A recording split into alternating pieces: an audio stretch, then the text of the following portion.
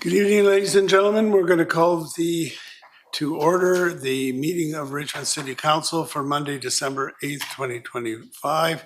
May I have a motion on the minutes? Moved. Second. Discussion, all those in favor, opposed, carried. Madam Clerk, any agenda additions or deletions? None, Your Worship. Okay, so we'll start off the meeting presentation from Grant Fengstad. Please come forward and tell us about the award.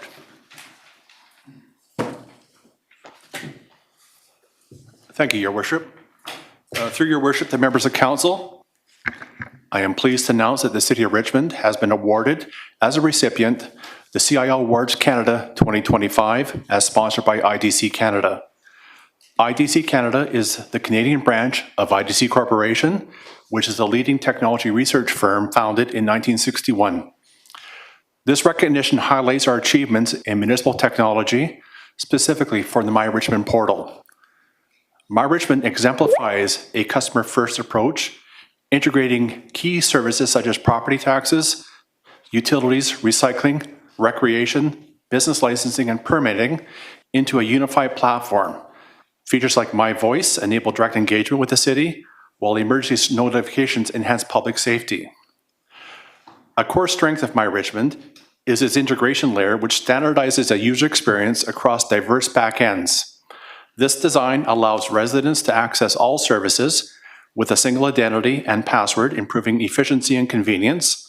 The portal is recognized for its progressive approach and is foundational to Richmond's digital service delivery. My Richmond has set industry benchmarks by adopting advanced authentication methods, including passkey and multi-factor authentication, ensuring robust data protections. With nearly 170,000 registered users and over 75% of business licensing customers utilizing the platform, My Richmond has achieved widespread adoption and national recognition, including in 2024, the Canadian Federation of Independent Business Golden Scissors Award for reducing bureaucratic red tape. Independent reviews by leading AI services ChatGPT and Google Gemini have confirmed that My Richmond is a unique and best-in-class municipal solution in North America.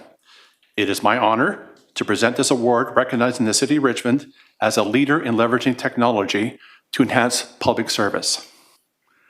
All right, thank you. I'll come around and accept the award. Okay.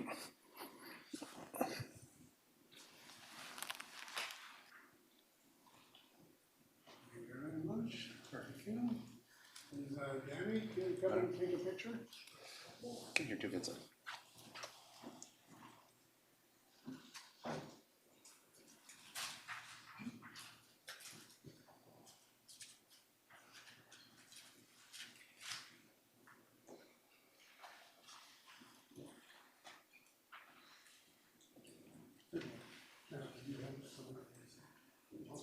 All right, thank you very much.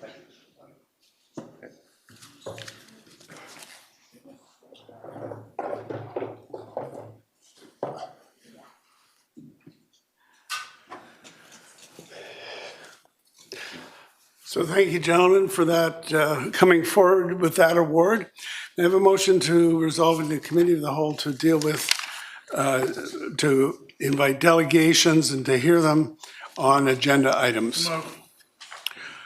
Is it seconded? Seconded. All those in favor, opposed, carried. Now, we have received notice that we are joined by former Councillor Harold Steeves, and it says here Rob Howard. In any case, do you want to come forward, Harold? And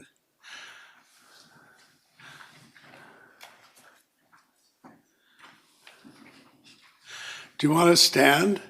Would you rather stand than I'm sit? okay. Okay. I'll sit down. I broke a rib. Oh, It takes it's a little difficult getting up and down. Yeah, Rob Howard is our finance person who's a fundraising person, and unfortunately he had another meeting tonight. I'd like to speak to item 11, the 2026 budget. Going through the budget and the 5-year plan, the Phoenix Gillnet loft has been left off. And as I've told council before, we've been negotiating with the federal and provincial governments to get funding for the Phoenix Skillnet Loft. We approached both our MLA, Parm Baines, and MP Parm Baines and MLA Kathy Green, and we asked for matching funds for the initial $19.44 million that was approved at the beginning. And we were told way back in, 20 years ago, not 20 years ago, in 2020, that the Scott Construction had brought in a bid for reconstructing the building for a total of $19.44 million. We subsequently passed a motion of council to name it the Fisheries Museum of the Pacific, which passed unanimously. And the society made a presentation. There's been a lot of discussion about arts use, and the society made a presentation in 2023 to have the theme for the building, Hongwo, Living in Harmony, about the Chinese, Japanese, First Nations, and Caucasian people, and about the Stephen Cannery Row and the coastal cannery communities. Both the MLA and the NP really like the name Fisheries Museum of the Pacific, and that warrants federal and provincial funding. They both like the theme of working with the four races that made up the community at the time, and of course, they both like that we're actually looking at including the coastal communities. So that's what warrants federal and provincial funding. We made that presentation to council, and the next week of council, it was referred to staff, and the next week of council, the next meeting, it was approved to have an arts heritage joint use, but it didn't say what the arts and heritage joint uses are. And we still stand by the feeling that what we have proposed, plus the paintings by George Lamb, who was the owner of the Hongwo store, who did a number of paintings of the waterfront, and plus the paintings of Bud Sakamoto, who did a number of paintings of the sail gill netters and Columbia River boats at the turn of the previous century, that should constitute the arts component. And so we have proposed that idea. We've been waiting to be consulted by the next round of consultations, but that has been 2 years from now, 2 years ago, and it's still we contacted the staff, when are we going to be consulted, because we wanted to present this idea again. And we're told, well, maybe in December, maybe in January, and now we see it's not even in the budget. And what we would like council to do is to put the Phoenix Skillnet Loft back in the budget, at least the $19.44 million, but preferably the 19.4 and the 16 million that were already approved by council.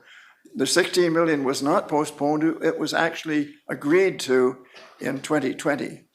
The staff had suggested that it be done later, but council moved an amendment saying it should be done now. And so we would like to see this put back in the budget. And if you don't put the whole 35.44 million in, at least put the 19.44 million in that we have asked the federal and provincial governments to match. And please, please, please let us speak to this new consultation. This must be the third or fourth. And we have to make it clear that we don't get any federal or provincial funding if it's an arts center. We're looking at and this is my final comment, we're looking at a program that would be a Steveston Heritage Project to combine all of Steveston as recommended by staff. And we would see the Britannia Shipyard Society and Steveston residents determining how this goes ahead and what goes into the building. So we would like council to make a decision, and we would like the first decision to be to keep it in next year's budget. Thank you very much. All right, thank you very much. There will be clarification in due course as to the status and where we go from here when we talk about the capital budget. We have a question from Councillor Day. Thank you. We got a memo on our desk just as we sat down about this from staff, and I understand this is public, so I can ask you some of these questions. Basically, what this comes down to is it goes through the timeline, and from your perspective, the timeline is that it was going until what date, and then it just kind of paused. Like, we had the approval in 2018 for the original. I'm sorry, my hearing isn't good. Okay, I'm sorry, I'll talk louder. Is that better? Yeah. Okay, so what's the timeline from your perspective of when it stalled? Because, Okay, what our problem is, we wanted to get into the round of funding that just the federal government just did. They're funding all kinds of projects all across Canada. And we have missed the first round, but they do have funding for smaller projects.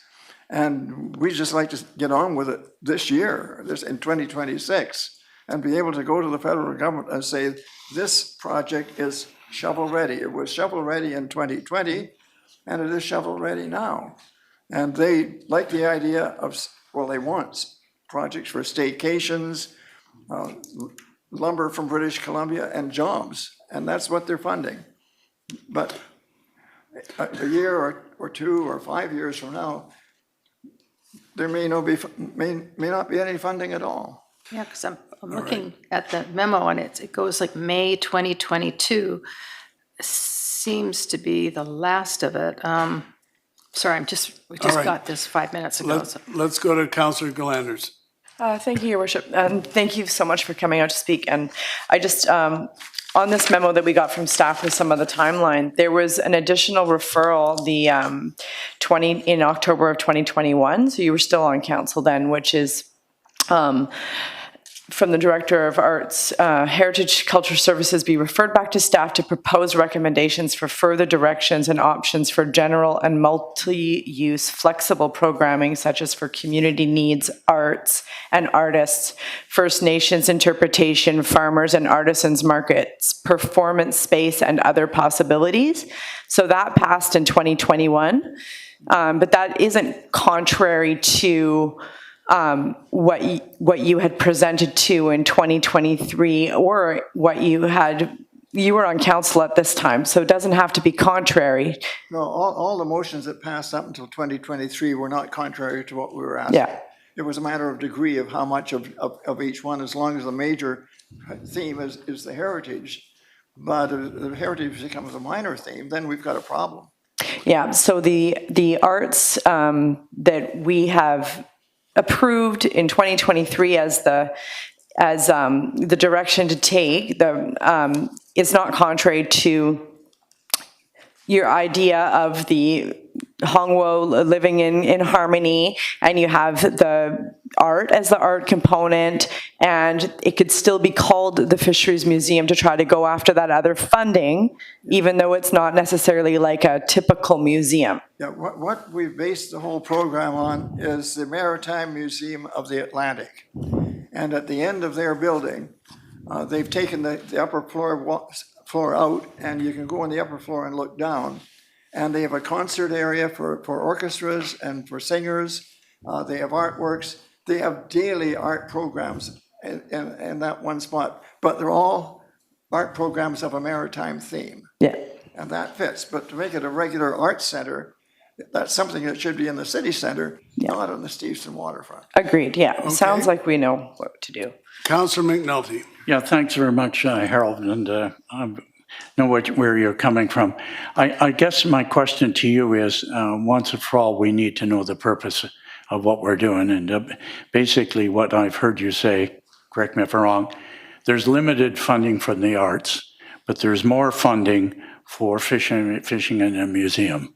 And that kind of thing that you were talking about, like the Maritime Museum from the Atlantic, which was the original theme years ago. Exactly. So with that, I guess basically we need to make sure we repurpose our use, and to show maybe both can coexist in the same building. That's the idea, but it should be, any arts should be maritime arts, not general. Okay, so we're maritime. I guess then my suggestion, Your Worship, is we refer this back to staff to get a This is just the delegation, so.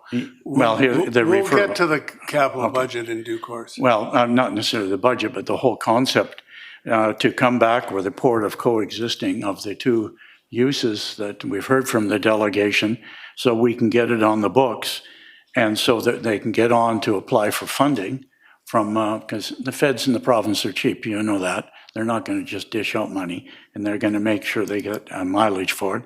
And I think we need to get on with what we've got here, and it's been identified whether it's in the budget or not, but I think we have to look at the OBI as well, and the programming and the kinds of things we can do, because that's what's going to sell it. Just some of the things that Harold was saying right now. We can have maritime art, we can have this, and I think that's Do you what have a we've got to do. question? That's it. Okay, because we're going to be dealing with this as part of the capital budget. So thank you, Harold, for coming, and the others for coming and addressing us. We'll be talking about this in due course. Right, thanks very much. Anyone else good to see you wishing all. to delegate on an item on the agenda this evening? Anyone else? Horizon report. All those in favor? Any opposed? That is carried. Now, we're going to take that, the last item we were just talking about, the capital budget, we'll take it off the consent agenda so we can have a longer look. And there's already been discussion about a potential referral and stuff. So on the consent agenda, we have the receipt of the committee minutes, the West Richmond Pavilion Terms of Reference for Public Art Use, options for maintaining visitor hours for London Farmhouse, the 2025 Provincial Natural Resource Permitting Improvements Initiative. And then for 2026, we have the operating and capital budgets for the library, the proposed operating budget for the city, and the one-time expenditures.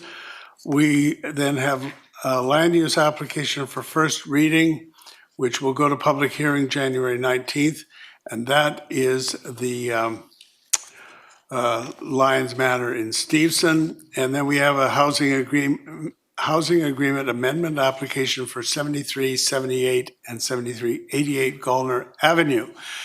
So may I have a motion to adopt those items by general consent? Okay, so we'll go to speakers. So first of all, Councillor McNulty. Thank you, Your Worship. I'll be brief. It's a long agenda tonight, but I will definitely be supporting the efforts on the Lions Manor. I think it's long overdue, and I think that we need to move that forward as fast as possible. Also, the fact that we are hoping to ask that the existing Lions Manor remain as a Richmond facility for the people that are there, and we end up with 140 plus new beds. I think it's extremely important that we do that. On the Sorry. I've got to amend what I said. I said it was about Lions Manor. It is not Lions Manor. I'll give my speech on Lions Manor. Yes, it was worth hearing. It but- was worth hearing, yeah, thank you very much. But Go no, Lions Manor, okay, let's I see. got addled when I was reading it out. It is is 2005, 111 River Drive for a zoning text amendment to the residential mixed-use commercial to River Drive, number 4 Road, Bridgeport, to add health services minor as a permitted use. And that was the application to add the dental office. So my apologies for Well, then I'll misleading. just finish up and follow up on that. You didn't make a mistake. I will be supporting the mixed use on River Drive. I think this kind of thing of including medical facilities and other facilities, are not enough of them, Richmond, in where we can have mixed use, like River Drive, in is basically East Richmond. So I will be supporting that no end, and it's a new way of thinking. And I thank staff for putting something forward like that so that we can do that. And we encourage developers out there to continue to do it and provide. And I do want to just make a comment, Your Worship, on the operating budget, if I may. I'm happy with the budget, 3.04. It really, when you look at it, it's 2.04. It's not 3.04, it's 2.04 plus 1% interest for infrastructure. And so when we look at it, we need to talk about it. That 1% has saved us for years and years of allowing us to do other things and promote facilities, which makes Richmond one of the envies of the whole Lower Mainland and Metro Vancouver is because it's had money. If you just ask some of the other communities when they haven't got money for it. But more importantly, and Your Worship, I'm extremely pleased we're adding to our RCMP complement of 4 officers. I asked for 8, supported 8. I'm very happy that we're going to get 4 and get moving on, and I'm working with our detachment on that. I'm very happy that we are going to continue to add to our housing initiatives and getting 8 positions which are temporary that were funded at one time by the Housing Accelerator Fund and granting them full-time status. We are having the same level of service, and I think it, given the nature and the tightness of such a budget, given some communities are going with 0, which is not a wise move. We did that once and got burned for 10 years on it, but I think the fact that we have the opportunity to present, it's a $71 increase for most homes in Richmond, and we are getting we always say we're getting the same level of service, but I always say we're getting more than the same level of service. I think I hear from people, I like this about Richmond, I like that about Richmond. Yeah, you're doing a good job here. You're doing a good area there. You know, we don't have potholes. We don't have this. We have flowers growing out of boulevards and trees growing. So anyhow, with that, Your Worship, I will be supporting everything else on the agenda. Thank you. Thank you. Councillor Wolf. Thank you, Your Worship. I'll be in support of everything that remains on the consent agenda as well. I'll just speak to a few of the items. So at the Parks, Rec and Cultural Services Committee meeting, we approved what you see here as number 7 and 8. Number 7, the West Richmond Pavilion terms of reference for public art projects. So it used our standard ratio of 1% of the full cost of that development. That's $19.1 million project, and $130,000 will go towards some public art in the entranceway on the north side of the building. And it'll work to answer the question, how can an artwork reflect the ideals of sportsmanship? Item number 8, we approved the option to maintain the visitor hours for London Farmhouse. It was the option number 2 that we were recommended to approve, which was also in support of the London Farms Society. So hopefully that's just a one-time funding that eventually will lead to ongoing funding. And the parking issue that was also a component of that will likely require the dike work to happen first before there can really be any enhanced parking out front. I just want to highlight a couple items on for number 9 and 10. Number 9, our staff kind of take the Provincial Natural Resource Permitting Improvement Initiative as being a little bit more positive in the latest update to it. But I also appreciate in that second part that the letter that the mayor is going to send will be requesting a more meaningful consultation for this process to go forward. Also, when it comes to the item number 10, the Richmond Public Library, they are requesting a contribution of $12.7 million, an increase of 4.26%.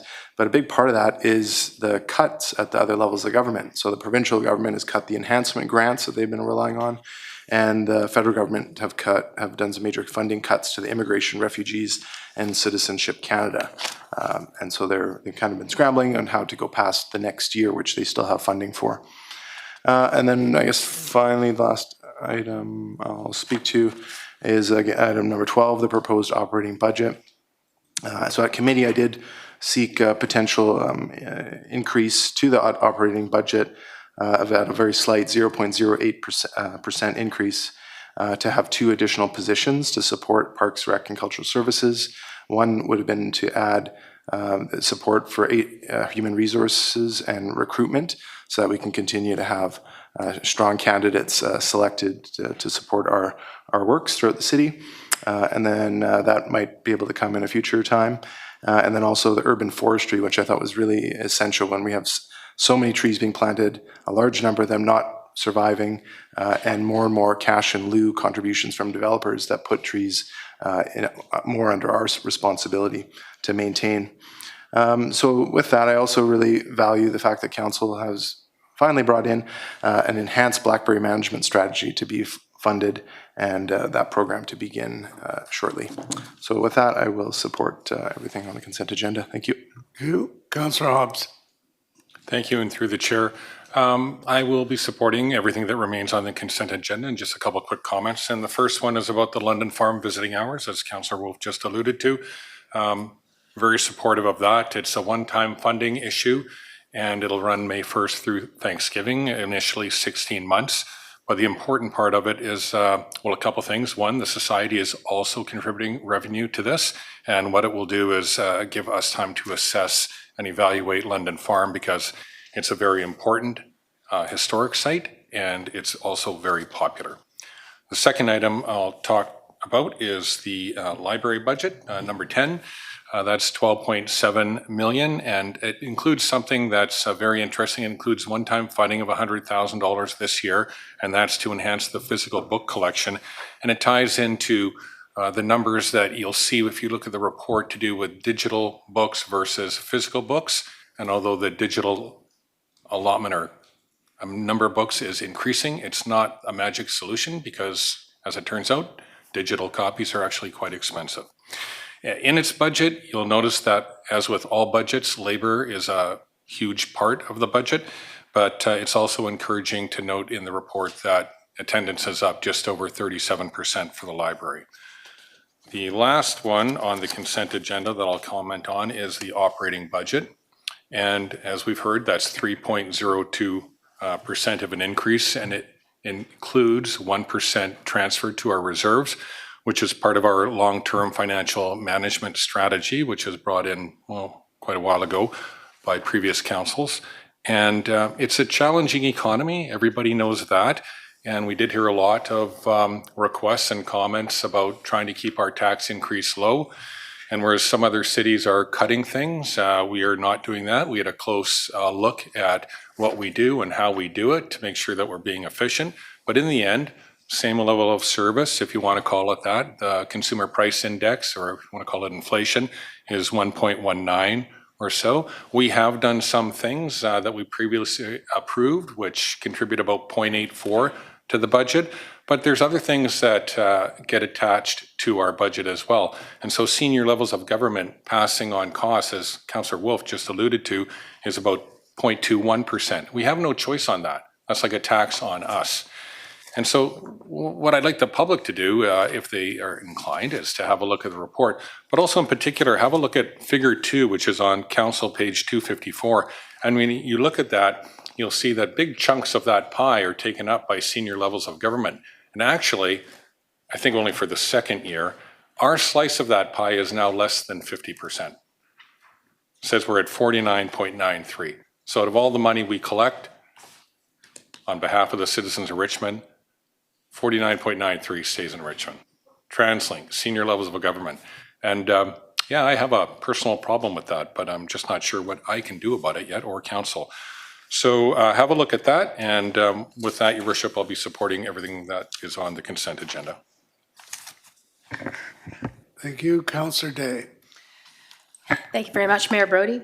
I'll be speaking to a number of items on the agenda.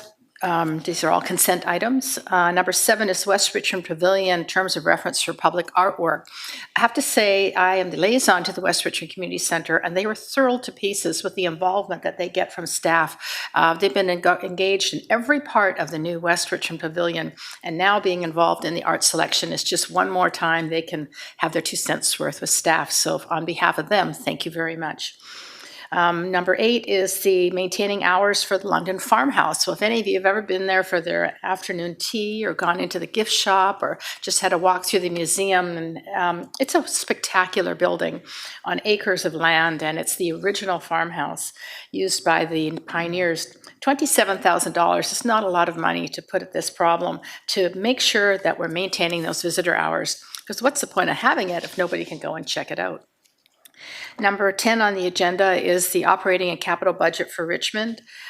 We've been able to give really good value for services here in Richmond, and the cost is much lower than other cities. And I actually look at page 248, and it says that the annual equivalent tax increase for average residential property is $76. So we're able to maintain the services that people in Richmond have gotten accustomed to having.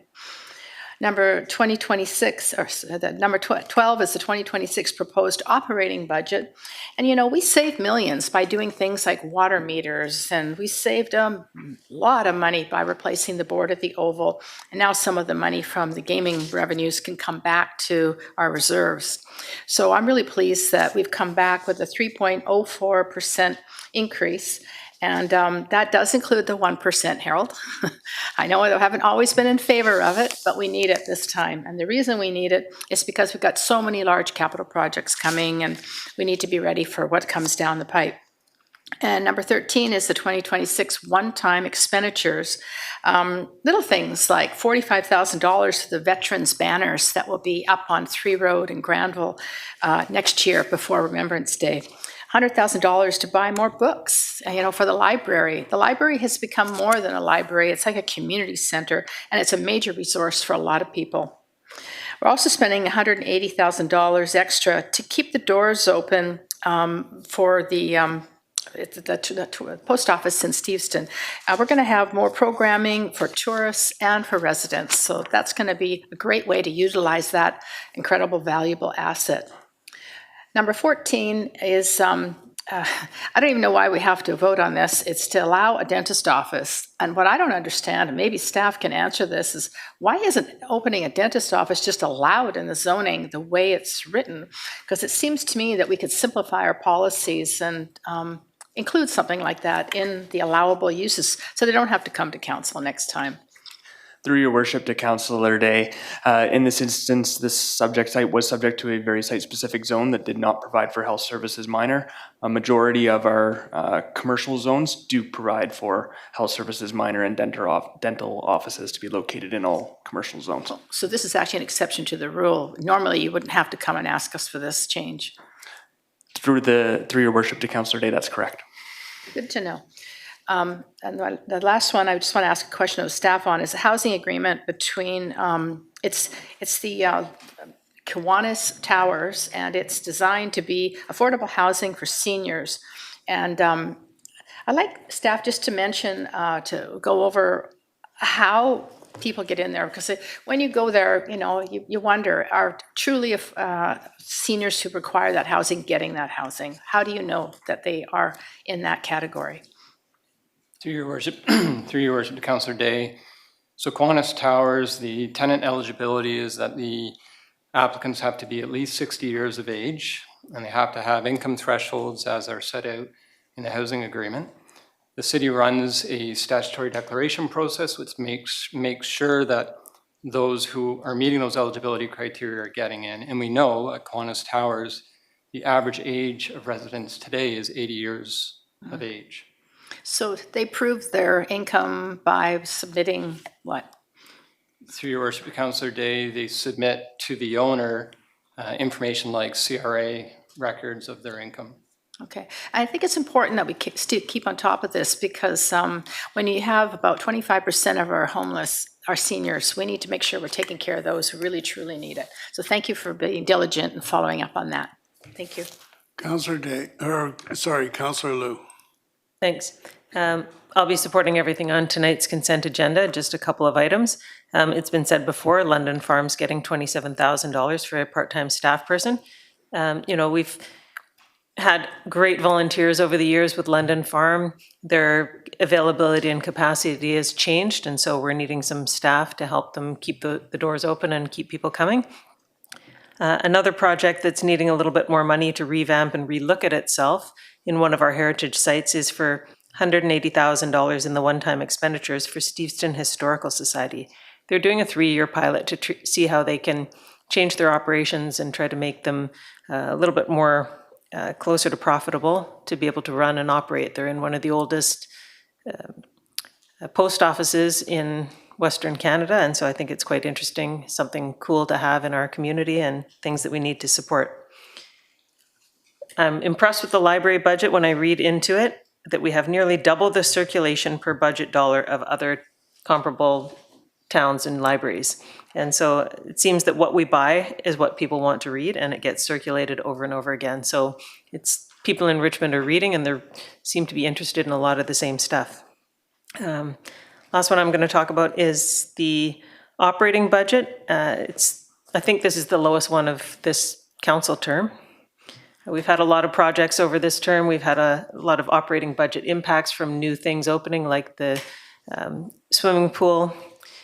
We've done a lot of catch-ups on police and fire personnel, and we're well served right now, so things are working quite well. And staff have done a really exceptional job over the last couple of years of updating policies, increasing efficiencies, and getting more done with less. So thanks, staff, for all the hard work that you've done, and looking forward to next year. Thanks.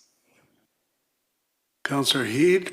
Thank you, Mayor. And I'm just going to comment on the operating budget and just carry on with what Councillor Liu was talking about staff. I think staff did a tremendous job keeping it at 3.04. And I just want to point out a few things as it relates to something of a keen interest of myself, public safety.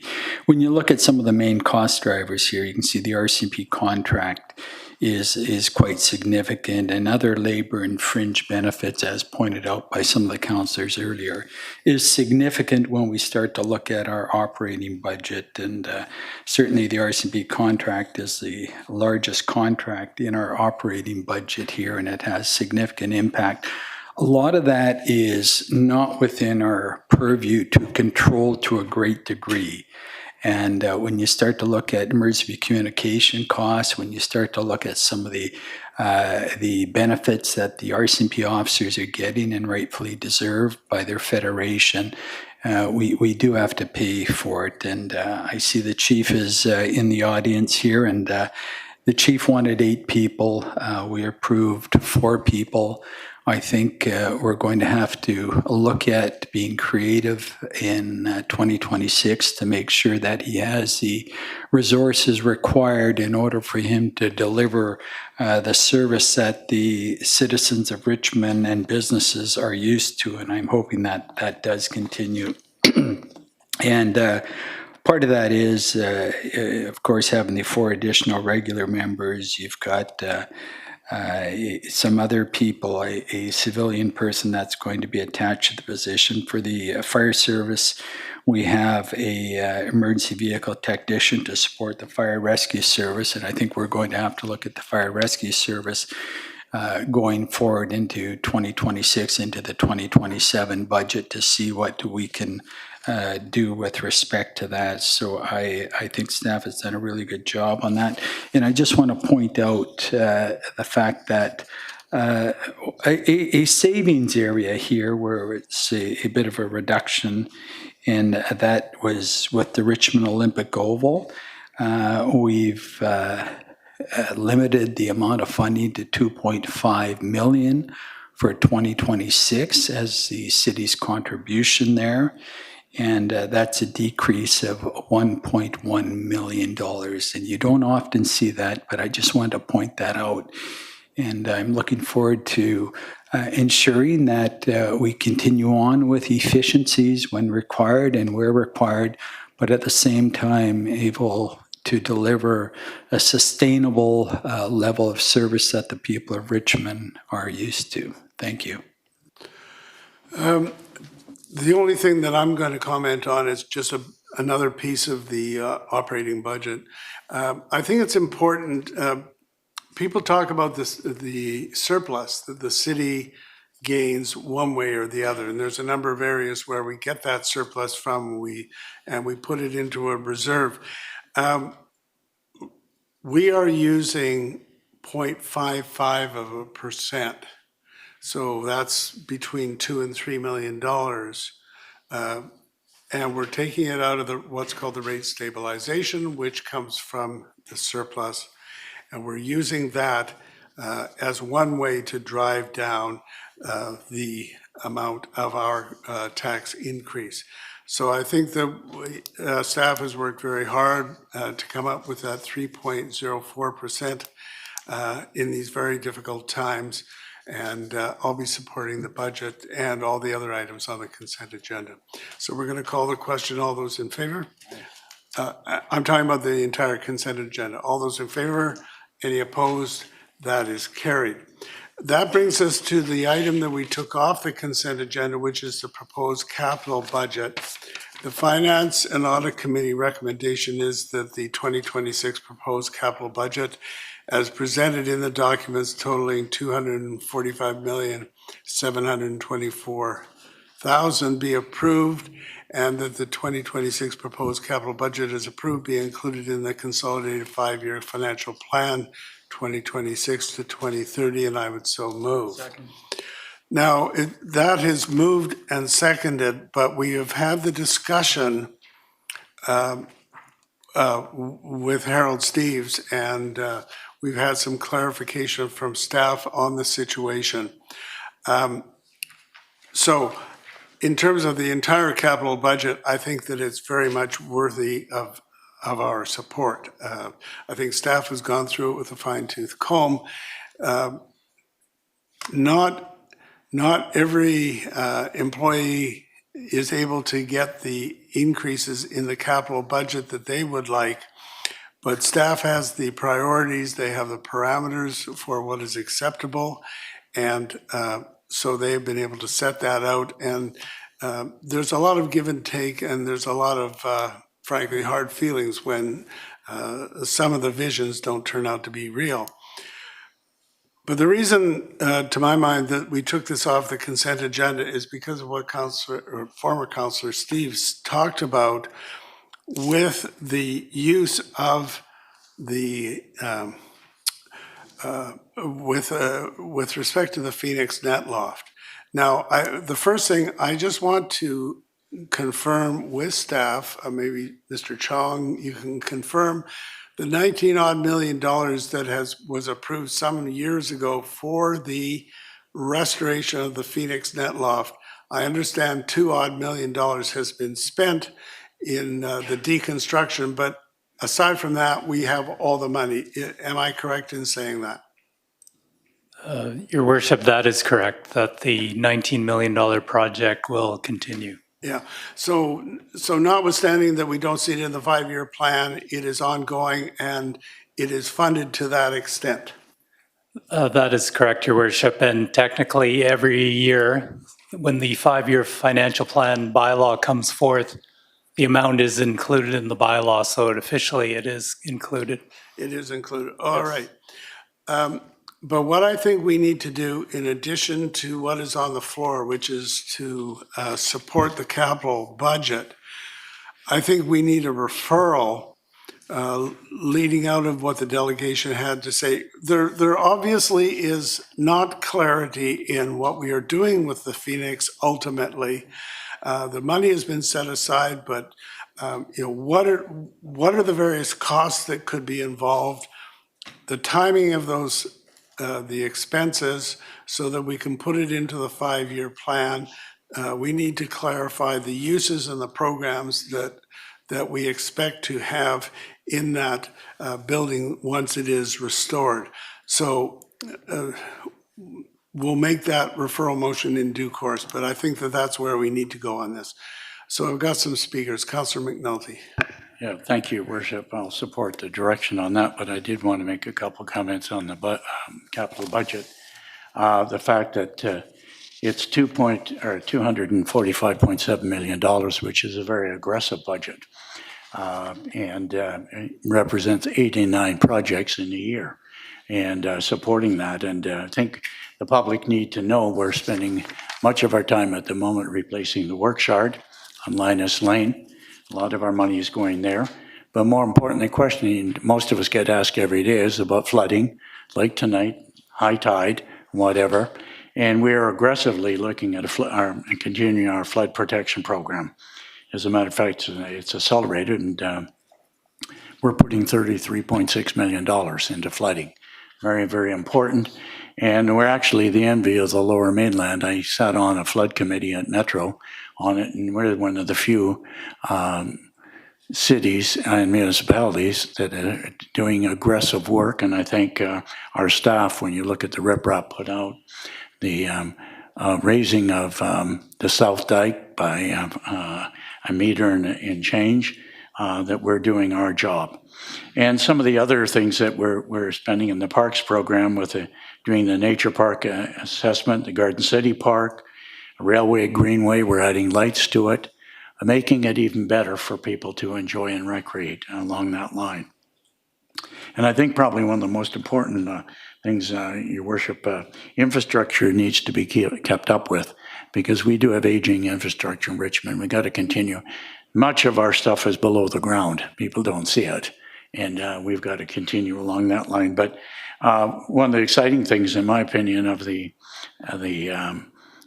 capital budget is a land program where we've got $50 million for strategic real estate, where we can buy land for housing, where we can buy land for parks. And not everybody can do that, not every community. And that's one of the strengths why Richmond continues to be a leader in that area. So, Your Worship, it's a very, very ambitious program. I think it's good. It's sustainable. We're able to do the OBI with it, provide the staffing support, and to see that everything is operational first class. And so with that, I'll definitely be supporting every aspect of the capital budget. Thank you. Councillor Glanders. Yeah, thank you, Your Worship. And it is a good capital budget, and staff did a great amount of work, and I agree with a lot of it. At committee last week, I did bring up the Phoenix Net Loft. I wondered why it wasn't on there.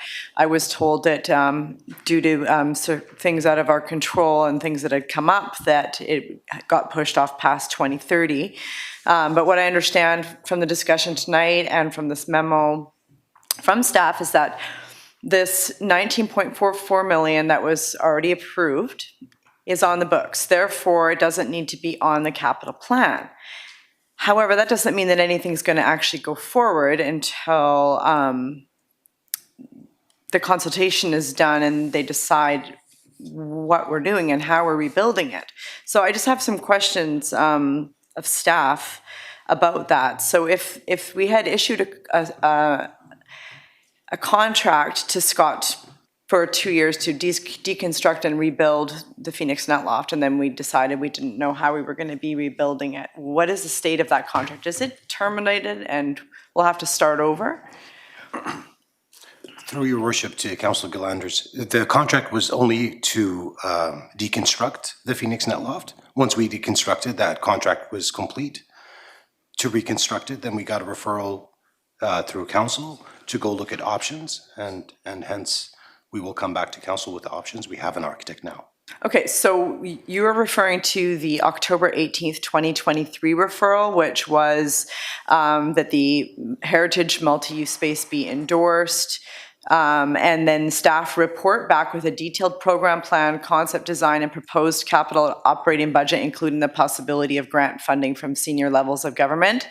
That was from October 2023. So that's Through the Your one. Worship to Councillor Glanders, that is correct. And so we did hear from the delegation that for this part, this referral, you're going to be consulting with them again as well?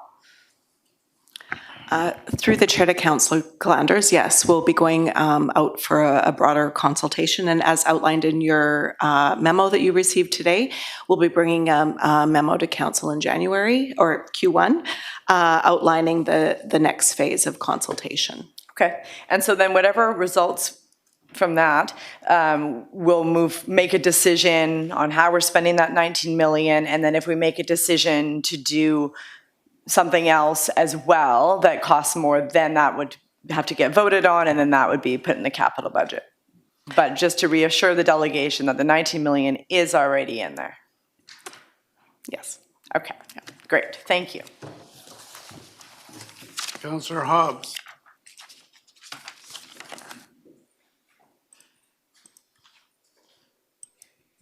Thank you, and through the chair. Yeah, just on the capital budget in general, obviously I'm supporting it. And You know, that's 245, almost $246 million we're talking about. And I just want to mention again how council and everybody who lives in Richmond benefits from the long-term financial management strategy that the city employs, and that primarily includes the 1% being transferred to reserves and allows us to do much of what is in the capital budget. So it provides for a sustainable plan. In terms of expenditures, it reduces the need to do unplanned borrowing or actually borrowing that's even planned, but unplanned borrowing, it really does eliminate that. So the result is that, as a couple councillors have referred to, we have very new, very well-maintained facilities that serve our citizens very well, and we do get a lot of compliments on how great the facilities are in Richmond. And as Councillor McNulty mentioned, a big part of it is the dikes. And so it's not just serving Richmond, it's protecting Richmond. So in terms of the delegation tonight, I want to thank the delegation for coming forward. I've got a long history with Britannia myself. And I also appreciate the recent staff memo that we got later in the day today. But on that, I'll be interested to hear what the referral is. It's reassuring, as was pointed out by Councillor Galanders, that the money is there in the budget, and that's important. And I think that if we have a referral that comes back to us that actually outlines in a firm path forward in terms of programming, in terms of what the building is going to be, the Museum of the Pacific, Fisheries Museum of the Pacific, and if we have a chance to have further conversations with other levels of government about partnerships and funding, that would be very helpful as well. And I think that if we have that kind of referral, my understanding from the conversation is that anytime next year, we can do a bylaw amendment and add that into the capital plan as council determines. So I'll see what the referral is, and thank you very much. Councillor Liu. Thank you, Worship. I've looked over this capital budget. It's got a ton of things on it, including the $75 million for the works yard, the first of 4 phases. So it's a huge project that we're looking at $50 million for real estate acquisition, $33 million in flood protection. And as Councillor McNulty was saying, at the metro level, there was quite a bit of discussion the other day on talking about flood protection on a regional basis. And it just looked like it was an opportunity to reward the ill-prepared. This council's done a lot of work over the years. It may drive people nuts looking at being prevented from going on the dike because of all the construction happening, but that's the dike that's being raised to protect your most expensive asset, probably your home, and your most precious asset, your family. So it's something that we've been working hard on, and we don't necessarily see the same thing happening in other communities. We see them feeling helpless because it's such a big project. And this council and previous councils have taken on this and been continuing on with it. And so I'm proud to be part of that. We're doing $2.6 million in fire vehicles. We're ordering yet another fire vehicle. We saw almost all of them put to use in the building where my children were living the other day. So thank you to the fire staff for everything that you did and the community services for coming forward on that one. And we're also putting $3 million into the London Farm envelope upgrade. So we're really looking after our heritage sites. I keep talking about some of the heritage stuff that we're doing. We're working really hard to protect our heritage sites and then to keep them activated. And then we have small things on our budget. We have small things like those green signs going up in our parks, clearing some of those small walkways that go into the parks to make them more easier to get into, cleaning up some of the pathways and stuff. So some of these little things, there's a ton of little projects that are there that make a big difference in your life as you flatten out a roadway so that grandma can get through with her walker into the park, so that, you feel safe moving around, you know where you are, people are welcomed into the space. So I'm proud of this, and I'm excited to see this move forward. I agree with Councillor Hobbs. I think we can continue to look at the Phoenix Net Loft, have a really clear understanding of what it is we're building, what the programming is behind it, and determine where it gets included into the future. Thank you. Councillor Wolf. Thank you, Your Worship. I'll I was originally in support of the capital budget at committee, and I remain that way. So far as the referral is acceptable when it comes to the Phoenix Net Loft, having that funding not left out, like that actual amount should really be, even if it is 5 years from now, in the 5 years, it should be visible there so that it's something that's not forgotten. It's something that can be applied for and pointed to and identified that this is coming and has been a council resolution that was passed. I really look forward to that consultation phase that's outlined and is set to come to council early in the new year. I just want to highlight a couple items that are in the capital budget here that I'm appreciative of and also been long awaiting for. So, for example, in this coming year, there's some $750,000 improvement to the Richmond Nature Park to further the work that's been done to restabilize the building and kind of now to enhance it. That's going to be followed up in a year later for some bog restoration work, $500,000. So that's great to see kind of coming in stages there. Another one would be in this upcoming year, habitat monitoring for riparian and in-stream, hearing about all the dike work that's going to be going on for decades from now. I was questioning why it's only a 1-year contribution, because really monitoring is a long-term thing and really just can't be done once, but staff assured me that this is there will be much lessons learned from this 1 year, and perhaps something further will be put into a long-term strategy. And then something that was not recommended by staff that I questioned was the Terra Nova Slough habitat enhancement work. That would be to potentially connect the park with the Salish Sea, with the salmon-bearing waters just outside the dike. And so staff have said that that's not recommended and is put to maybe 2028 as a result of needing that dike work first. But I think it's valuable that it still shows that it is in the 5-year plan, just not recommended to be moving up along in the next year or so.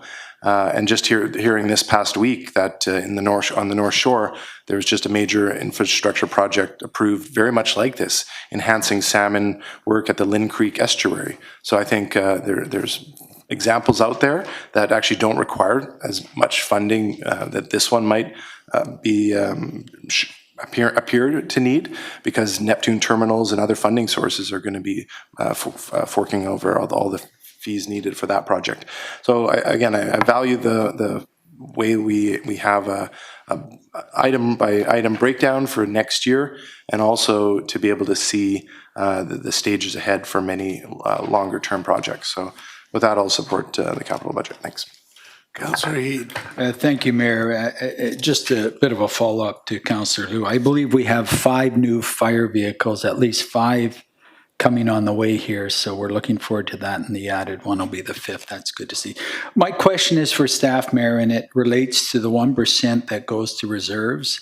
I don't know if Mr. Chong or Mr. Cheng's going to give me some education on this, but it relates to the correspondence that talks about the fact that the 1%, which we contributed again this year to reserves, 1% will be required going forward for the works yard. So when we look at the projects over the 5-year plan, are we going to have sufficient money in the reserves to cover that, or we're going to have to add additional funds to the reserves? We give 1%, and I believe, Mayor, you've been given that for quite a number of decades. Let's start with Mr. Chong. Through your worship to Councillor Heed, the 1% encompasses not only the works yard, but other community facility projects that this council has endorsed, and hence that's the 1% supports that. The works yard project, other facility projects, and also an important aspect that other councillors touched upon is just ensuring that the facilities are maintained. So when we talk about 1%, and it's several times in our reporting here that is going to go towards the works yard. So that's my little bit of confusion. I know we get our reserve from several other sources too, but is it uniquely going to be 1% for the works yard?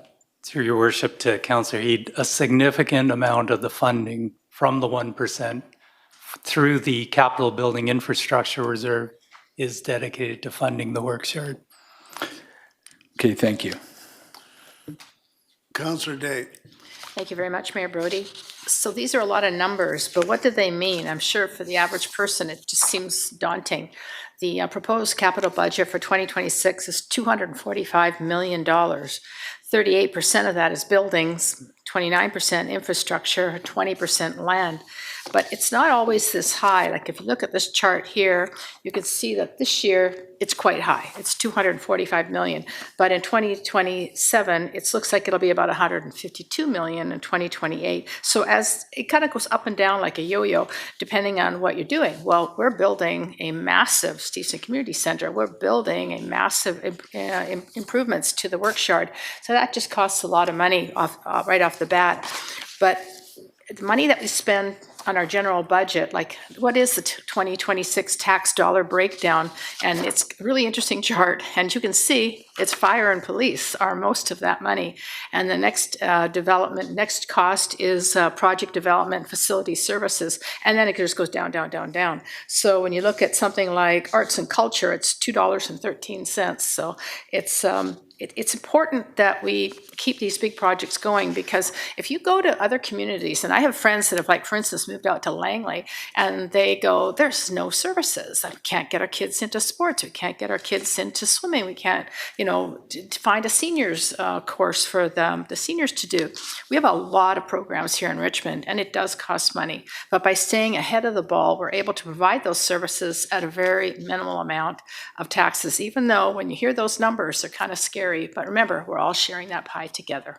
Thank you very much. All right, so first of all, I'll call the question on the motion that's on the floor, which is just basically to approve the capital budget. All those in favor? Any opposed? That is carried.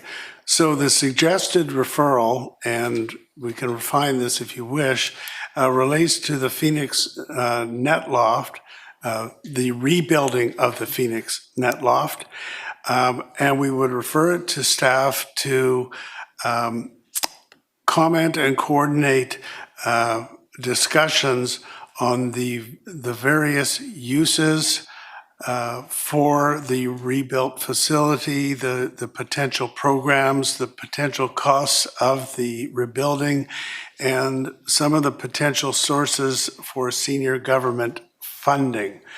And I would so move. Second. Okay, so that's moved and seconded. Speak up if you think that there should be something more added into that referral. Councillor Glanders. Thank you, Your Worship. And just making sure that it's not, how is it any different than the outstanding referral from November 27, 2023? That's in our memo. Because they were supposed to report back with a detailed plan, design, proposed capital and operating budget, and the possibility of grant funding from senior levels of government. It's in the works.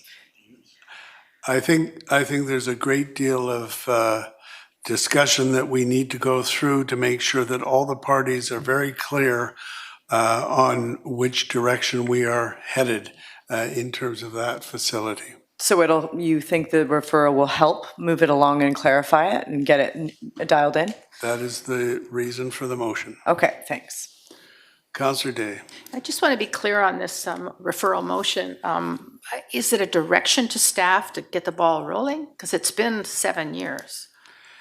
It is a direction for them to clarify what we are doing, what are the expectations, what is the direction to make sure that all the parties are in agreement, at least understanding what the direction is of council. And what about, I understand, I can't remember who said it earlier, but apparently an architect has already been found, is that correct?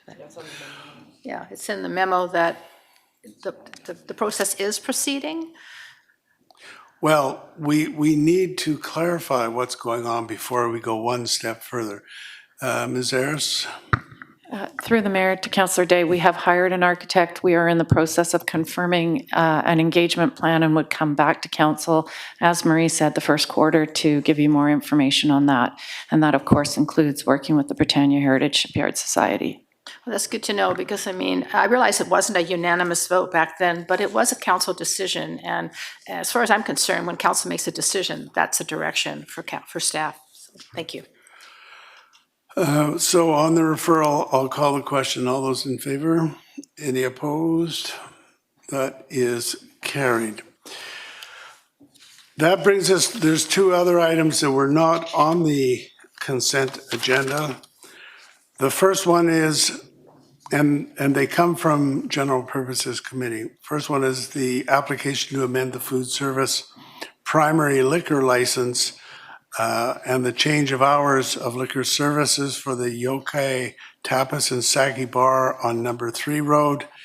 And General Purpose Committee recommends that the application for that requesting an increase to their hours of liquor service from 9 in the morning to midnight, Monday to Sunday, be amended to go to 9 a.m. in the morning to 2 a.m. Monday to Sunday be supported, and the usual letter be sent as set out in the agenda, and I would so move. Second. So that's moved and seconded. Councillor Wolf. Yeah, thanks, Your Worship. I was opposed to this at General Purposes Committee. I remain so. What draws most of my opposition is the two letters that are in our package on our page 372 and 373. I'll just echo what some of these comments are. So if you can imagine, you've bought into a 4-story residential building, and at the ground level there's retail. This is happening more and more throughout Richmond. It's happening just across the street from me as well, out in Hamilton. So many of the ground floor businesses might be like a dentist office, an eye center, pharmacy, a pizza shop, things that close at a reasonable hour in the evening. This location, which is actually fronting on Cook Road, not number 3 Road, has this Tapa Bar ground level, currently open till midnight, and they want to extend it till 2 p.m. So first off, I just want to check with staff. Have we, I know in the last 7 years or so, we have expanded hours, liquor license hours from 12 to 2, and there's been some requests to even go later or earlier in the morning. Have we, I don't recall any of them that had 4 stories of residential on top. Would this set a precedent? Through your worship to Councillor Wolf, I would have to go back and check if that establishes a precedent. I know there are more than just 4 stories, however, there are multiple stories in the building above, and those are residential. Yes, and then another follow-up to that is there was statements from the resident saying that the building was never intended to coexist with late-night drinking. If a building were designed to be that way, what would be the different infrastructure improvements to separate the noise at the ground level from the residents above? Through your worship to Councillor Wolf, I know it's a mixed-use area, and to date, it doesn't seem like there have been any formal notifications either to bylaws, police, or a business license regarding noise. So it appears that the existing infrastructure is mitigating that risk, but if there were to be risks arise, we would be on top of that and investigate it immediately. Great, yeah, I appreciate that, and we did read that in the report that we'll be monitoring this location if it gets the expansion, or even if it doesn't, and there are complaints that do come forward. So it's part of the message to the public that if there is something you need to complain about, it's important to file the complaint so that it's registered. The last comment I wanted to make in regards to this is the extending of hours. Yeah, sure, it may lead to intoxicated behavior, loitering, but typically what it does is just when people do have to vacate the place, they make noise. They just speak louder. They've just been in a very loud building, and everyone else around them for hundreds of meters are trying to sleep. And so it just, I think, is setting a precedent, because I've looked through all my packages and I didn't see anything that had something like the paramount equivalency on top of something that we're expanding to an early morning noisy facility. So we'll see where it stands. Thanks. Councillor Day. Yeah, thank you so much. What happens when there's a noise complaint? What does staff do?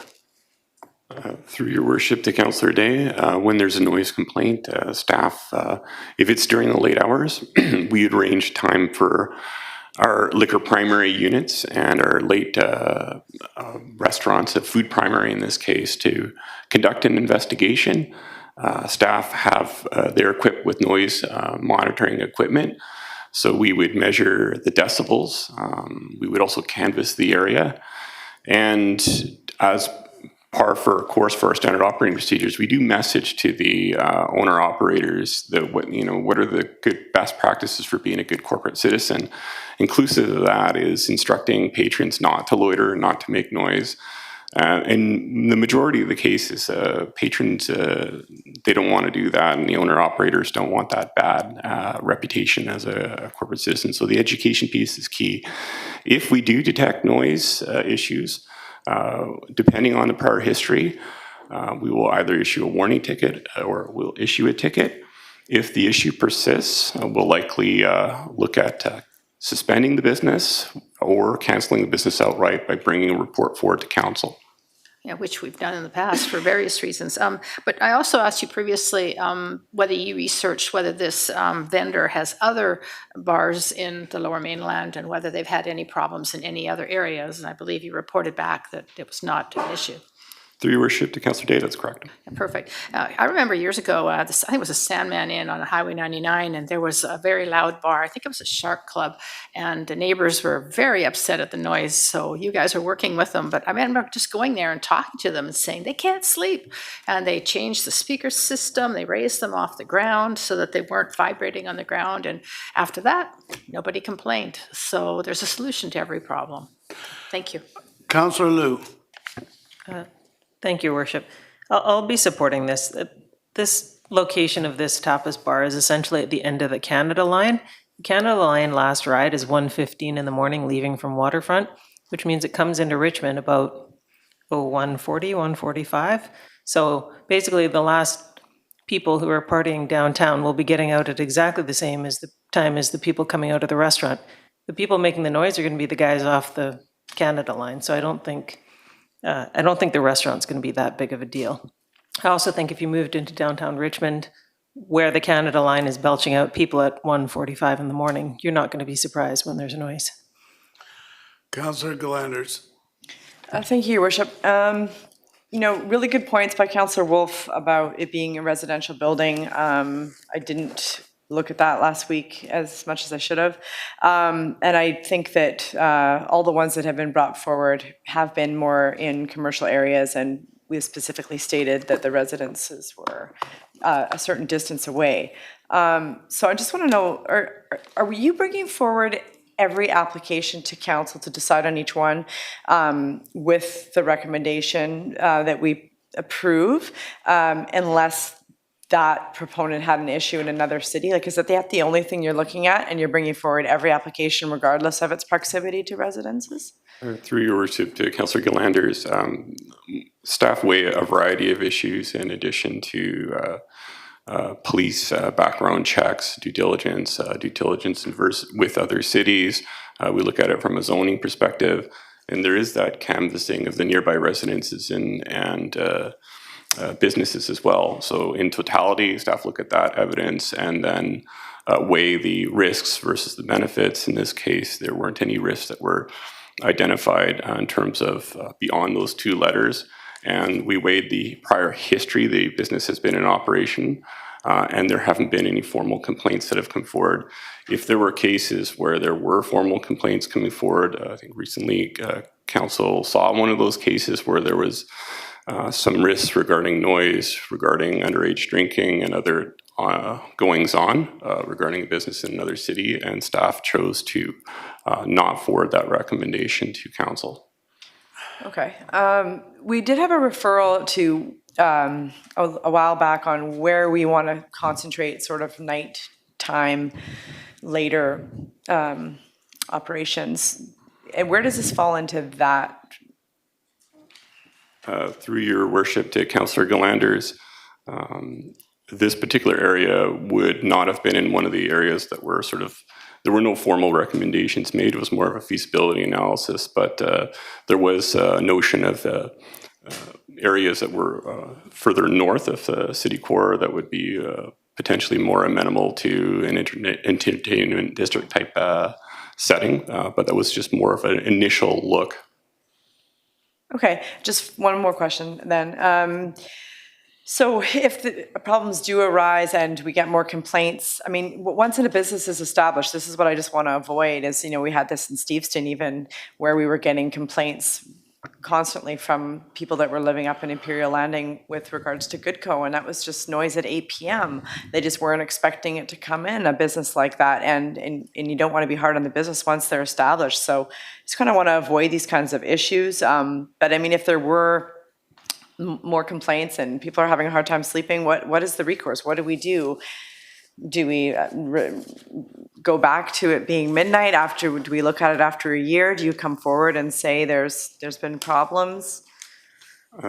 Through your worship to Councillor Galanders, in the case in point for Goodco, there are a variety of different steps that staff took. Beginning number one is educating some of the business owners about issues around the directionality of sound. In many cases, we want those businesses to close doors, and that will stop a lot of the sound from coming out. Discussing patrons that might be loitering, all the way up to further bylaw enforcement action. And if there is a case where the business is continually having a negative impact on the community, staff can come forward with a report to either suspend or cancel that business license. Okay, so in your opinion, you don't think that the 2 a.m. is an issue in this area, or you wouldn't have brought it forward? Through your worship to Councillor Galanders, indeed, staff has assessed that the risk at this point is relatively low, and that if there are problems in the future, staff will monitor and investigate those problems. Okay, thanks. I think a couple things we've got to keep in mind. This is an established business, as I understand. How long have they been in business there? Through your worship, Roughly. I believe they've been in business for over a year. Okay. And secondly, it's food primary. So it's not a bar. It's a restaurant, which is allowed to serve liquor. So with that, I'm going to call the question on the resolution. All those in favor? Those opposed? That is carried with Councillor Wolf opposed. The other item is the official community plan, the 2050 targeted update, the update to the land use map, the housing affordability policies, the environmentally sensitive areas and regional context statement. I don't propose to read out the entire resolution. It is as set out in your agenda, so I will so move. So that's moved and seconded. I'll just say very generally, there is the housing aspect of the situation and all that's entailed with that. But also we have the ESA, the environmentally sensitive areas, and the maps, the map that determines where those areas are. And we talk about what can be done with them. So with that, what we'll do is we'll go to our speakers. Councillor Liu. Thank you, Worship. I just want to start by saying thank you to staff. You've been tackling this for the past 2 years. You've been bringing forward your ideas so that we could look at them, approve it to go to public consultation, and figuring out how we're going to grow by 43,000 homes by 2050. And I thank everyone that came out and got engaged with staff on our OCP update. Over 38,000 people were reached. Staff also had to deal with the provincial bills that came out dealing with the small-scale multi-unit housing. So while they were preparing this huge official community plan change, they got hit with all these extra rules, regulations, and different visions layered on by the provincial government. So a lot of work has been done. I think this looks pretty good to me of how we're going to add that kind of density, create more homes for people, and then move people around within Richmond. There's also another part of this is the environmentally sensitive areas. And I think staff's done a huge service to a lot of people in decreasing the amount of bureaucracy that's involved in some of the processes that happen in protecting those environmentally sensitive areas. Councillor Wolf had been talking about the importance of removing blackberries and noxious weeds, and this allows people to get ahead of that, because I think if you sit there and wait for a permit to remove an invasive species, you may never get around to getting the permit, and we don't get ahead of it. So if we really want to get ahead of this whole blackberry and noxious weed things, this actually opens the door and makes it easier for people to do that. So thank you to staff for doing that. Anytime we can reduce bureaucracy, it makes me so excited. Thank you. Councillor Hobbs. Thank you, and through the chair. I'll echo some of the comments Councillor Liu just made. I mean, the OCP 2050 is an extremely important document, maybe one of the most important ones that we've dealt with over the last few years. It affects every neighborhood in Richmond, so everybody should pay attention to it.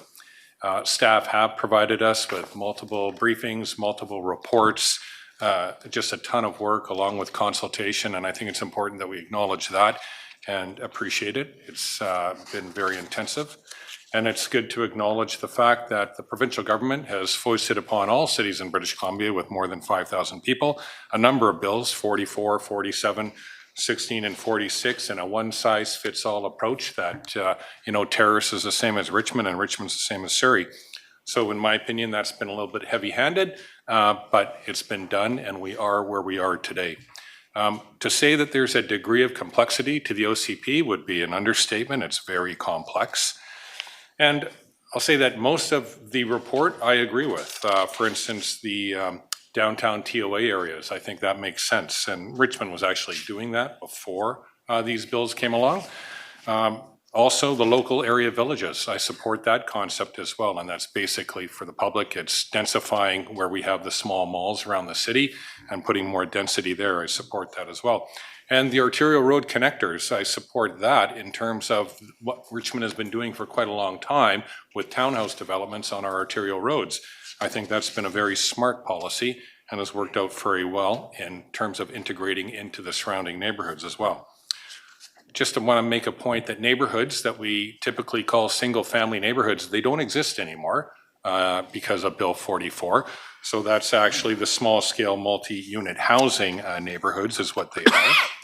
And I do support that. I didn't support how it was done, but I support it in terms of, when you have a future home or a starter home for somebody who's starting out and wants to own, that's going to be one of the options that is more affordable than a large 3,500 square foot house, for instance.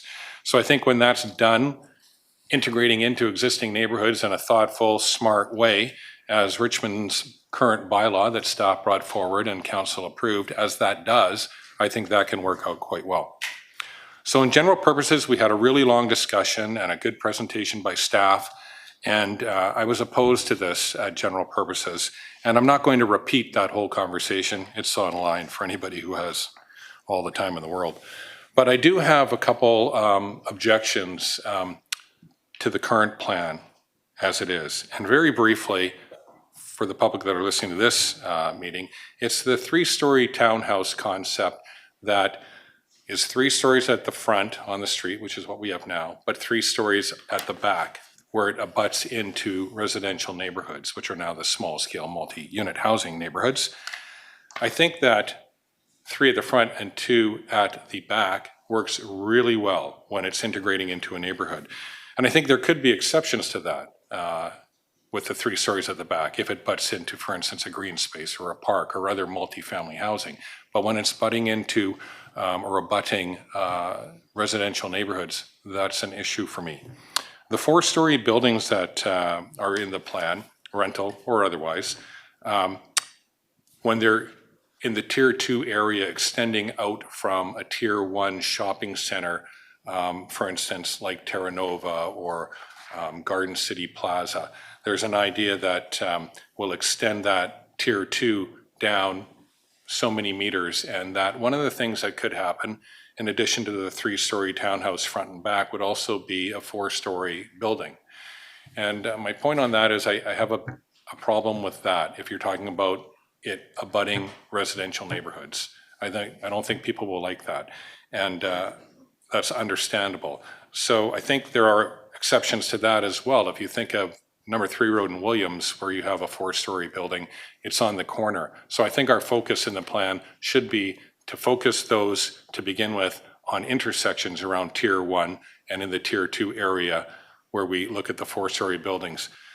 So the focus should be on the corners and also perhaps where it's abutting a park or a school or another multifamily area that already exists. So I'll wrap up pretty quickly through the chair. Generally, for me, the OCP, the vision has to be something that I think I'll like 20 years from now or 30 years from now if I was here. So just to put it this way, the Tier 1 development that the plan talks about at existing malls like Blundell Center, for instance, and the densification that happens there, I support. But those are years and years away, probably over a decade, because there are no plans. And I've talked to a couple of people involved with different malls. There are no plans for them to enter into that because of market conditions, costs, and a number of different factors. But in the meantime, the 4-story buildings and the 3-story townhouses front and back could happen in that interim period. And so to me, in a sense, what we're doing if we do that is that we're building a wheel and we're building the spokes first before we build the hub. Even though the hub exists, the malls are there now, but not the hub in the sense of what we're talking about with greater densification. The last comment about this plan is that we've had a lot of discussion about rezoning and how all of these things will come to us for rezoning. So we'll have the opportunity, or future councils will have the opportunity to say yes or no. And for me, a plan that deals with land use, we shouldn't be looking at rezoning as the opportunity to deny somebody who's trying to do something that's consistent with our plan. Most of that should be a yes. If somebody's doing something consistent with our OCP, the answer more typically should be yes, and we should deal with the details in the development process. So I have a bit of an issue with the over-reliance on the rezoning aspect. So, Your Worship, at the right time, I would offer an amendment to this. I'll listen to the comments, and I also have a couple referrals to offer once we've dealt with it. Thank you. Thank you. Councillor McNulty. Yeah, thank you, Your Worship. And just make a couple of comments. It's an OCP plan for 2050, but I think we got to treat it with let's thank staff for what they've done, but I think because of what we've done, I think we need to treat it with caution because the plan does affect every resident in Richmond. The sad part about planning and coming forward with this and having it done this time, and I think we got to put it on the table, is the provincial housing legislation has changed the fabric of Richmond and the residential neighborhoods, which are now fundamentally changed, and the concept for land use planning for the city is significantly limited and limiting local government's ability and planning authority. I think we got to know that. We're doing all this in there that was just espoused of all the kinds of things. We're doing it because somebody told us we have to do it, not because we necessarily want it. Before this came along, used to get compliments. Yeah, you know, councils have done a good job in laying out Richmond over the years. Our pioneers have done a pretty good job. And right now, I'm concerned about the quality of life and the livability for those that live here now and those that are coming. We've got numbers and targets that we have to meet, and they're legislated. It's not as if we have a choice, or we've got to meet them. 52,000 new dwellings going to be built in the next 20 years. It's a lot of building going on, and that's 2,600 a year. And I think it's something we have concern. One of the things, we need to be looking at our amenities, because the plan doesn't necessarily address that. And Victoria didn't address that either. The transportation, the services, the parks, the infrastructure. And we talk housing. I think housing is our most important thing, but we can't build our way out of affordability. We need accessible, safe, affordable housing. Richmond was doing that. We've got some ideas to do that, but we're limited in some of the things that we can do. We talk about adding some low-income rental housing in the downtown core, right in a neighborhood. Can't do it. Victoria won't let you do it because it's going to be this. So I have some concerns about it, but I will support what's there. As I mentioned, one set of provincial rules does not apply nor satisfy the development of all communities within the province. We are adapting to it, and growth doesn't necessarily pay for growth. We've had many things. Many of our amenities we've got were because of our rules. Now they're taken away from us. We can't sell density, so to speak, and get it. Unfortunately, that was one of our strengths. We need to designate rental areas where we can have rental in our, and I don't want to see us become totally a city of townhouses. We need variety of housing. We've got to do that and continue keeping our, and identified, and I'm glad we've identified our ESAs and our sensitive areas. Remember, 39% of Richmond is still agriculture. We've got to keep that and protect that and that. And we have to encourage development because development does help the economy within here. However, we also have to look at the people that are still here.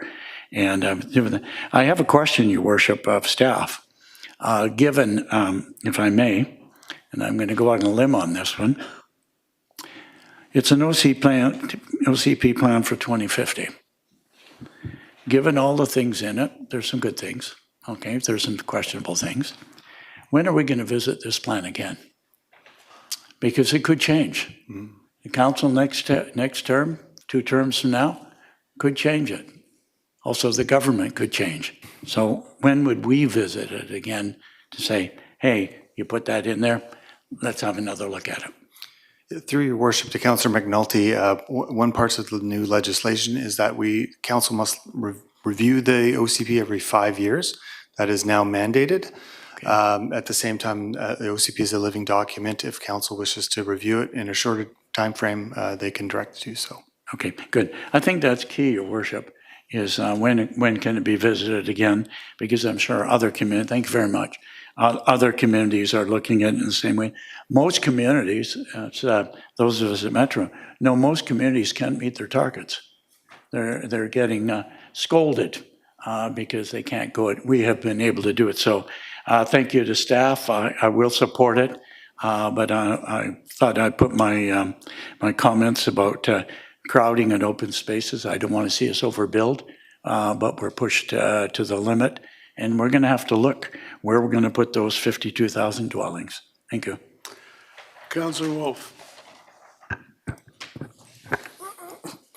Thank you, Your Worship. I will have a few comments. I don't think I have any further questions on this. I was thankful that staff didn't bring the environmentally sensitive area map kind of last minute as we're getting to like the year-end time crunch of having to do some work according to the province on our OCP.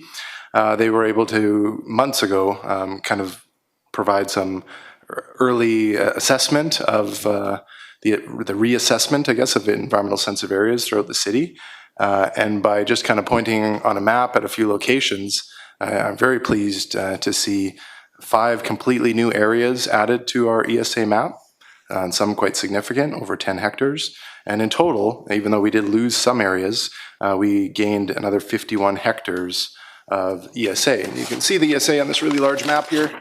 It's the bright green colors, so we do have a fair bit on all neighborhood, all ecosystem regions. I value the somewhat change to labels for the different areas. We've kind of lost a few, but we kind of consolidated them. And when I held that up, we also didn't see the multicolors going around the water shore, which used to be the Fraser River Estuary Management Plan, which doesn't exist because it was basically folded apart, broken apart and given to the port to manage, which they did nothing. So it's thankful that our staff were able to kind of take the lead on that and say, when we ever get back to something that acknowledges the value of the riverfront, we've already marked the significance of it. I want to make a comment about bureaucracy. I think in some cases, yeah, bureaucracy, red tape gets in the way.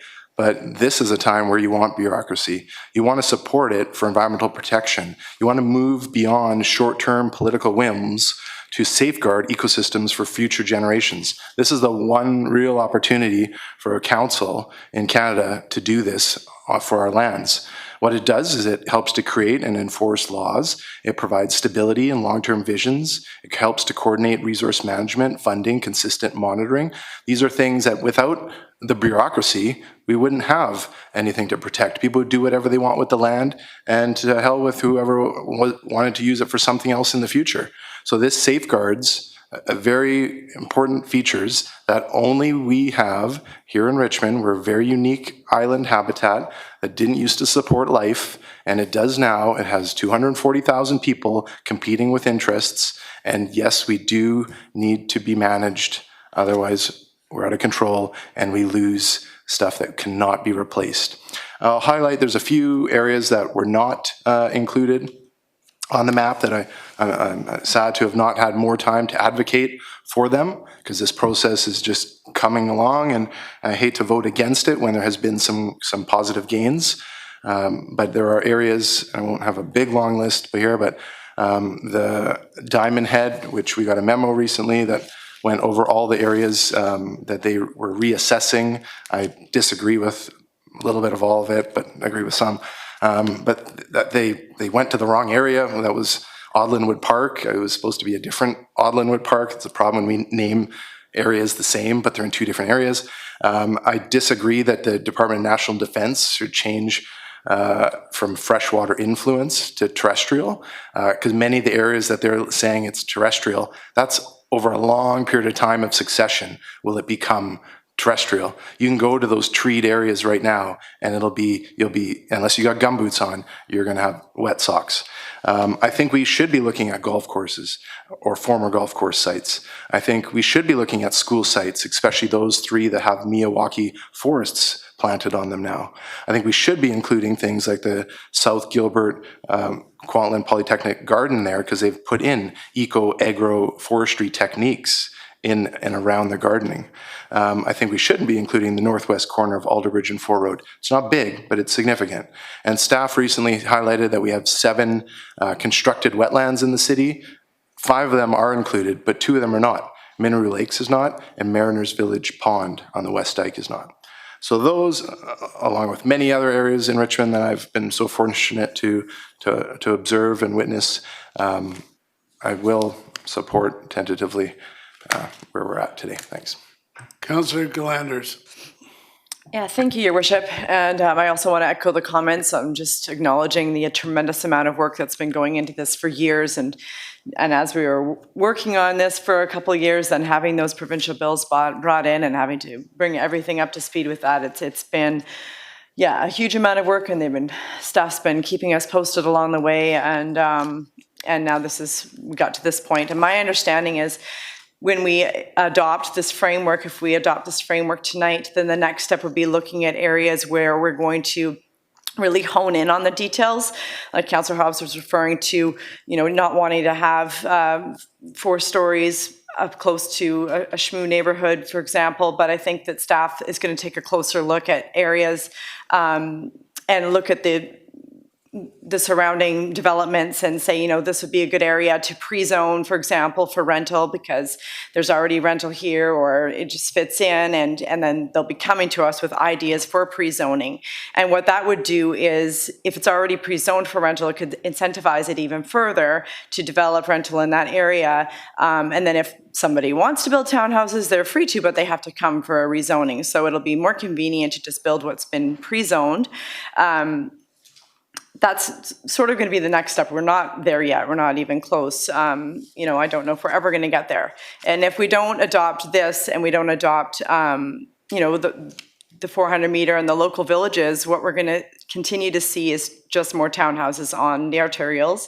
Where if we don't do rental tenure zoning, which we're not looking at in this OCP, we're going to see. There's nothing going to stop a townhouse development from going on a corner. Just because we want to see rental there isn't going to stop someone from just doing townhouses. And it's just going to be more of the same. It's not going to be enough density. I look at the way the city was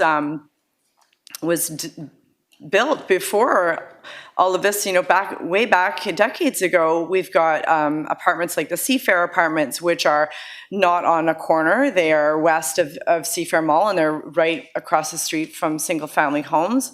On 7th Avenue, we've got Fraser Place Apartments, which is not on an intersection.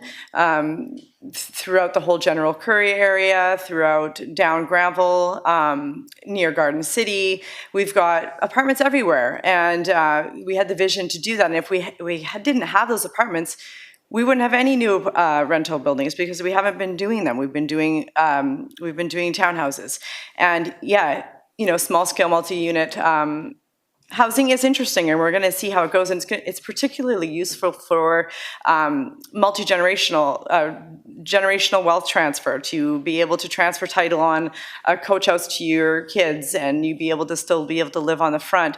But as far as for people trying to get into the market, first-time buyers, we know now that it takes 40 years for the average person to save for a down payment. Most people coming here and most of our kids are all going to have to rent for a very long time before they're going to be able to buy.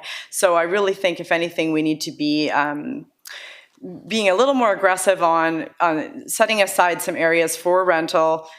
Use rental tenure zoning. We did it on the corner store lots all over the city. So we've where there was a 7-Eleven, for example, we can do just rental above as long as they do the commercial below. And we've seen applications come forward for that, and we're applauding them.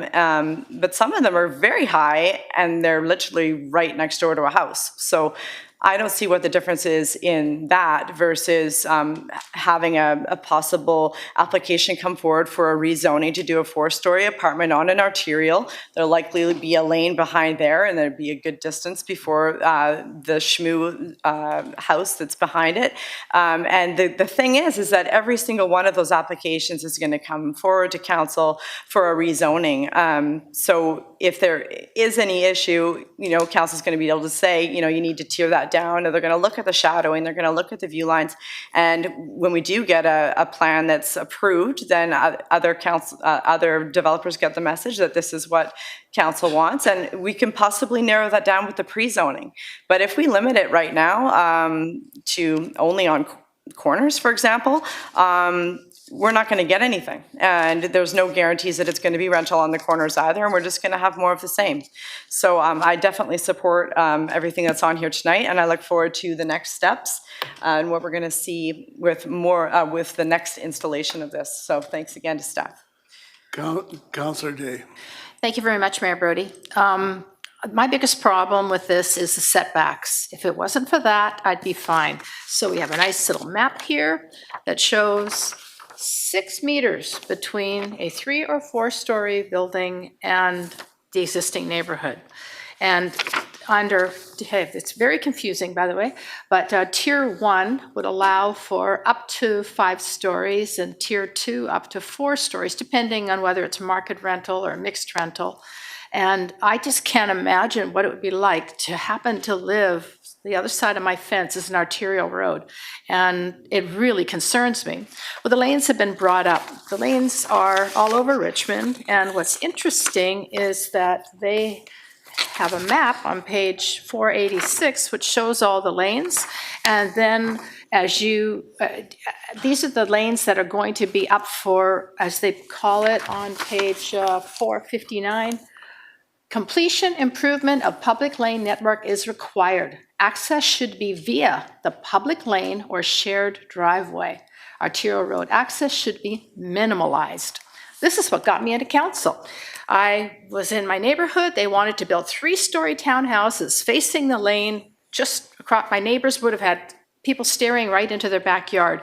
We didn't want it, and we fought it for over 2 years. And the end result was we came up with the arterial road policy, where 3 stories on the main road, 2 stories in the back, and then an interior lane that could all be connected. So there would be minimal entrances to the arterial road because you could access through other complexes. So often we'll get a smaller townhouse development of maybe 12 townhouses, but they have access to the one to the north or the one to the south. This works, and it has worked for as long as I've been on council, and it was my reason for getting into it, because I feel strongly, and I said this to the staff at the time when I was just a neighbor complaining, that you don't build one neighborhood that's going to destroy another neighborhood. If those townhouses had gone through all those years ago, there would have been hundreds and hundreds of cars with no way to get to home without going through the existing neighborhood. So what's in this is really important, and we've got map upon map upon map, and all those blue lines are redevelopment. And they're going to have the ability to apply to be further back than I personally feel comfortable with. And that's why I can't support it.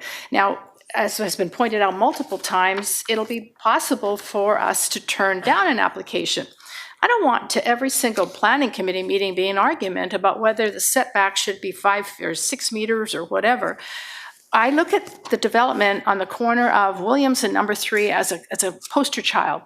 It's got a 20-foot setback on the east and a 20-foot setback on the north. That whole building is pushed forward towards Williams Road. They've allowed for parking and access. That one works. If that was our model, I'd be all over this. But I can't support it the way it is because I could just see the problems coming and the shocked people when they find out there's going to be an apartment building right behind them.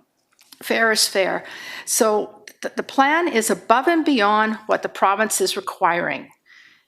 That's not necessary. We're going to be able to build those housing units with or without this. And when I look at the SHMU developments, and they're already piling in, where people are tearing down a house and building 3 or 4 units on that single family lot. So we're going to be, I believe, meeting our target and more. So we don't need to overdo it. And I just feel that there's going to be one argument after another, and the public are going to be absolutely devastated when they find out that there's one coming in behind them. Bill 44 is a crummy bill. You know, you can't have one rule for the entire province. You know, I look at Revelstoke, Salmon Arm. How did they possibly compare to Richmond? So I wish that the province would have said, okay, Richmond, we want you to build 30,000 houses in this period of time, or 30,000 units. We could have done that because we're already doing it, but the province wouldn't let us do it, so now we're stuck. But this proposal, it exceeds what they're asking for. So I've already talked about that. I feel strongly that we can do better. And I know there's going to be some amendments and there's going to be some motions, but as it sits right now, I'm sorry, but I can't support it. All right, I'm going back to Councillor Hobbs. You had an amendment you wish to address?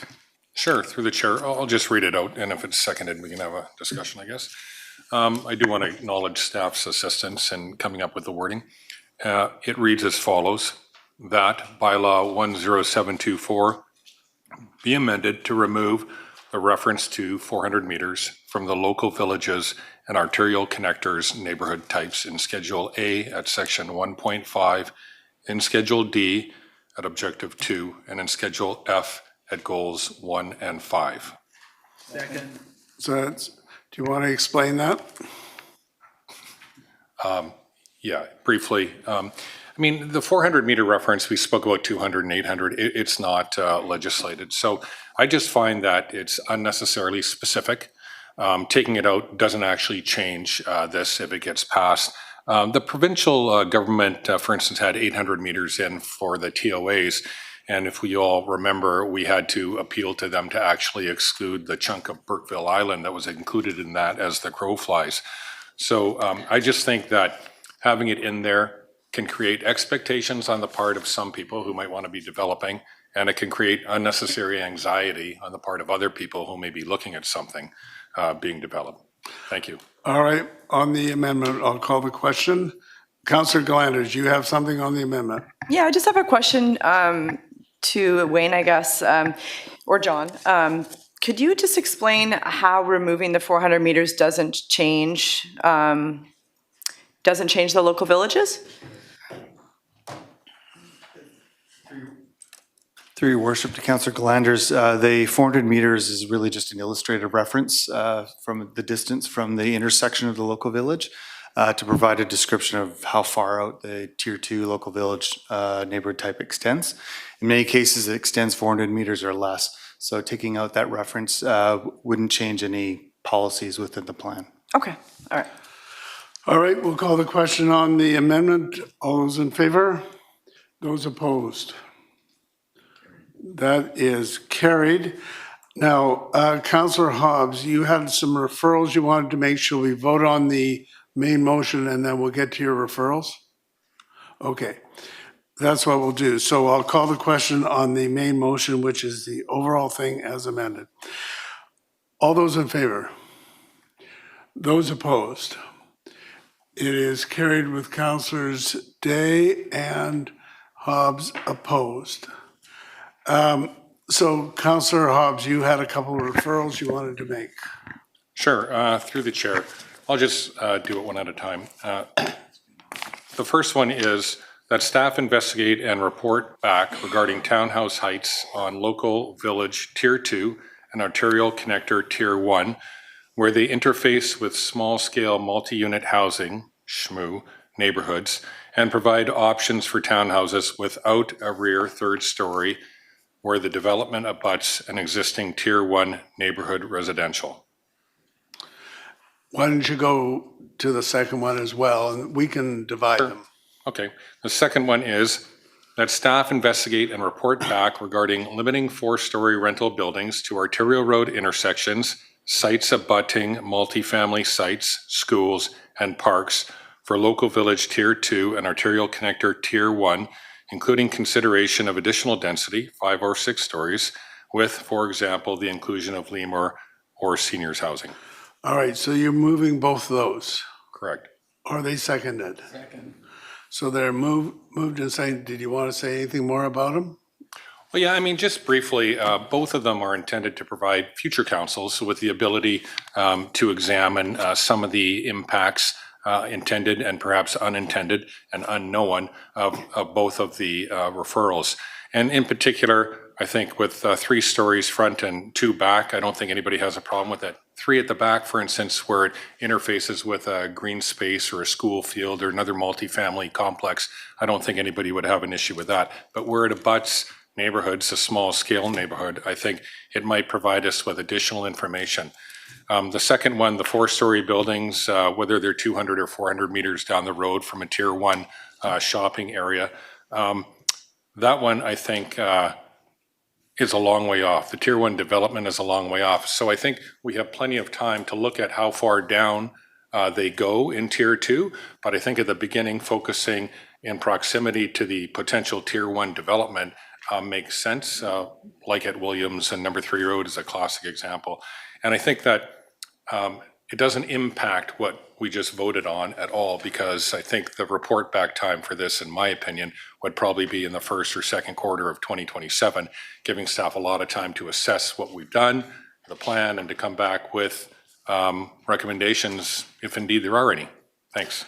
Councillor Glanders on the referrals. Yeah, I've got a couple of comments on them and a couple questions to staff. One question I'll just ask to staff. So right now with our OCP review sniff test that we've got, where if there's going to be a major amendment to the OCP, things get to come to council for us to review early. Can this principle be applied to basic rezonings as well? Like, so that if someone was coming forward with a 4 or 6-story apartment, that it could come to us for a sniff test before the whole process gets done? Through your worship to Councillor Glanders, I think you're referring to a policy that really references OCP amendments or large or significant ones. So if it was just simply a rezoning, then the answer would be no, based on the policy. But we could do another referral for something like that, possibly? Through your worship to Councillor Glanders, that would be possible if we could define the criteria for what would require a early review. Okay, I'll think about that. Thank you. And then with just one, but this is specific to this first referral. What staff is going to be doing in the next phase of this OCP planning? My understanding was you were going to be sort of dialing into a more detailed look at all the neighborhoods and arterials and coming back with ideas for pre-zoning. So it could be things like we'll pre-zone for 2 in the back, 3 in the front here because that looks good or whatever. So would this first referral be necessary, or are you kind of already doing this work? Through your worship to Councillor Glanders, yes, there'll be a work plan in the new year, and one element is to do some consultation with residents around the local villages, in particular to also look at design guidelines and how we can mitigate impacts like the 3 stories in the back, looking at, ensuring there's no overlook into someone's backyard, how to sensitively design those elements. So I would feel that the first part of the referral is something that could be reported back sooner rather than later. The second referral may take a bit more time, but we would endeavor to respond to it as quickly as possible. Okay, thanks. So that's it for my questions, but I just want to make a couple comments on the referrals then. The first referral regarding the townhouse heights, I could support that because we're already doing townhouses. Like Councillor Day said, we are now looking to build more than what's required by the province with what we're doing, and we know that it works having the 2 stories at the back, and we've already been building so many townhouses. Why do we need to go to 3 stories if it's going to cause issues? We're on the merits of referral. I'm saying that I agree with this first referral because I think that makes sense. The second item that staff investigating report, limiting 4-story rental buildings to arterial road intersections, et cetera, I'm strongly opposed to this. What we heard from staff last week was that even with having the ability to do a 4-story apartment, possibly higher if it has certain levels of affordability, et cetera, that they tested this out with the market and with builders, and it's still going to be townhouses for the most part, except for if a nonprofit is interested in doing a project and then they bring an application forward, such as the one that came forward on Railway. So on Railway, a nonprofit came forward to do rental housing on Railway Avenue, which is not at an intersection, and it's a rental-only project for seniors. So we may get applications come forward from nonprofits to do rental buildings for seniors, et cetera, and they're not necessarily going to be at an intersection. It doesn't make any sense to me why we should limit rental buildings to just to intersections. If we go forward with reporting back about limiting 4-story buildings to intersections, then that project that we approved on Railway wouldn't have happened. And so then we're going backwards. So it doesn't make any sense to me to be going backwards. We're just trying to limit where we're going to have rental buildings. We need way more, not less. So I could support the first referral, and I would not support the second. Thank you. All right, just hang on. I'm going to call the question on these referrals, and I'll split them out. On the first referral, all those in favor? Those opposed? That is carried. And on the second referral, all those in favor? Any opposed? Okay, so it's carried with Councillor Glanders opposed. And Wolf. All right. I think that concludes that discussion on land use contract. Then we've got another item on the agenda, the 5-year financial plan bylaw. Staff recommends that the consolidated 5-year financial plan, 2026 to 2030, be introduced, given first, second, and third reading, and the staff undertake a process of public consultation in accordance with section 166 of the community charter, and I would so move. Second. Moved and seconded. Any discussion? All those in favor? Any opposed? That is carried. We have a number of public announcements to make. There's a number of announcements. The appointments go to December 31st, 2027. The Aquatic Advisory Board, Aria Chima, Christian Franson, Quinn Lee G, Andrea Globa, and Rosemary Nickerson. To the Minoru Center for Active Living Program Committee, David Jones, Rosemary Nickerson, Bernard Seo, and Becky Wong. To the Accessibility Advisory Committee, Richard Marion.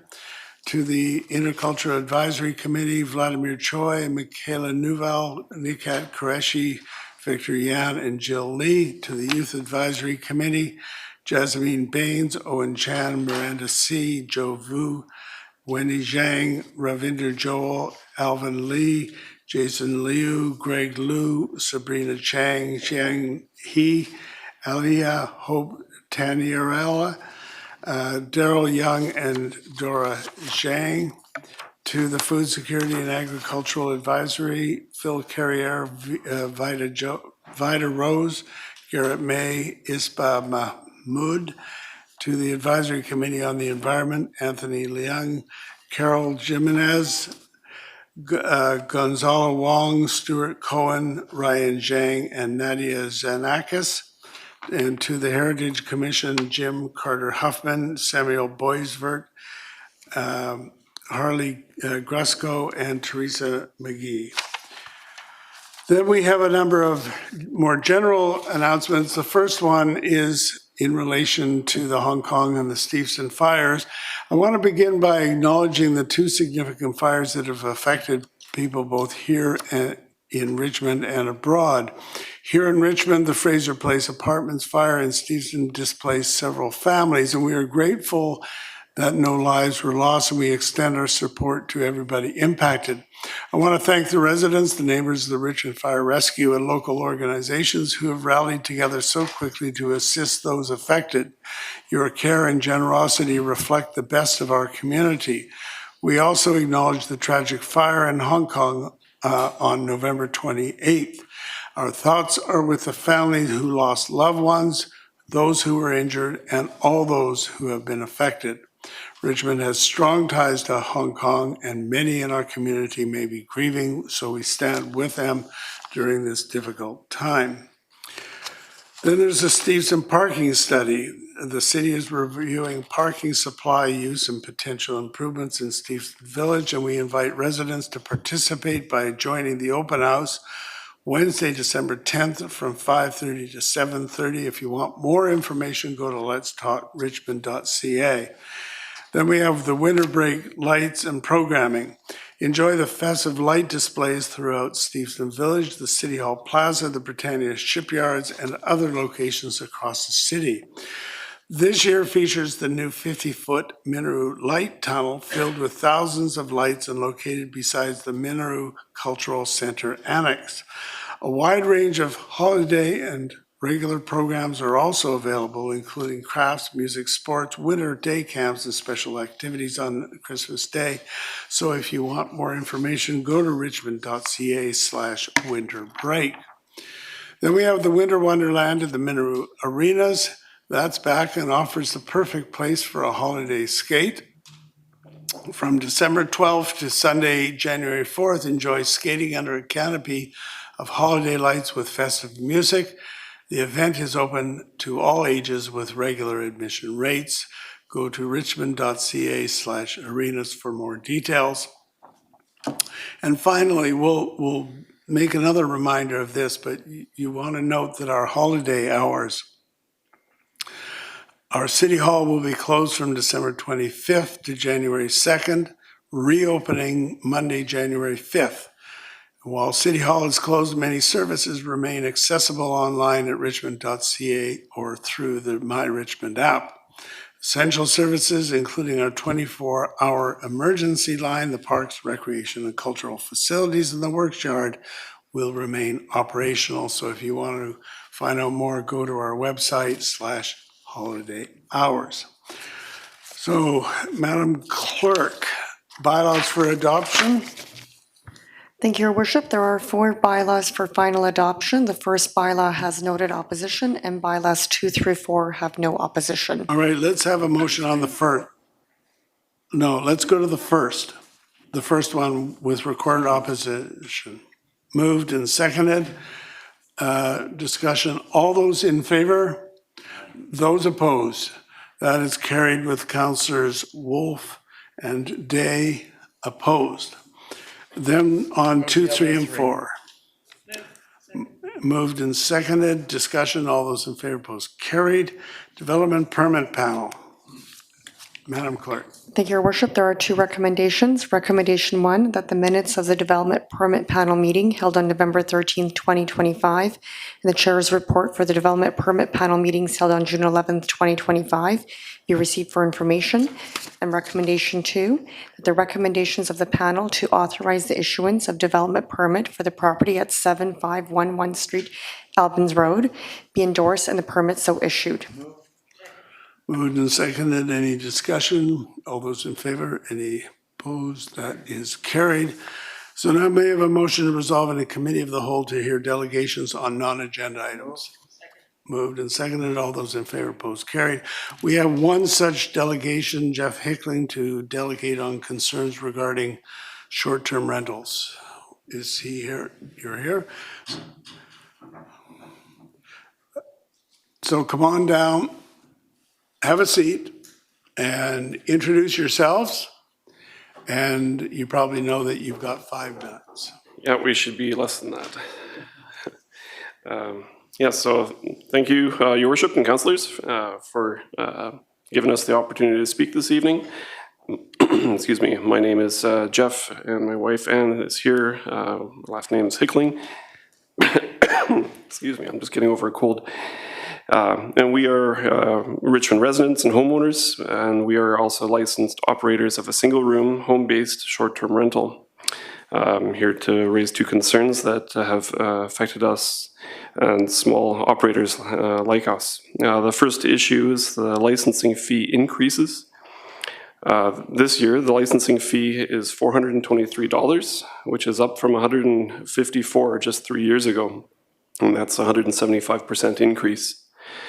For those of us operating a single guest room as a mortgage helper, for example, this jump is quite a bit to absorb. The fee also treats all operators the same, whether they run 1 rental or 3 units in the same home, for example. In our opinion, a single room homeowner should not be paying the same as someone running multiple units as a business. So we respectfully ask Council to consider a tiered or a scaled fee structure that reflects the size of operation.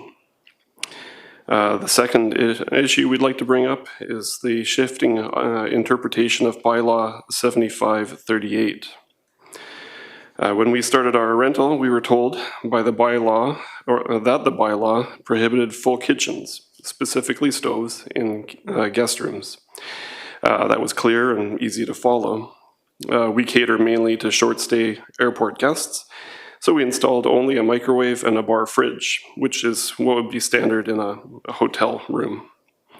Recently, we were told that a microwave is now considered equipment used for the preparation of food, and therefore not permitted. This interpretation is inconsistent with what city inspectors allowed as recently as November 2023. The no notice of this change was provided. We simply received a fine stating that we were non-compliant in regards to food preparation facilities.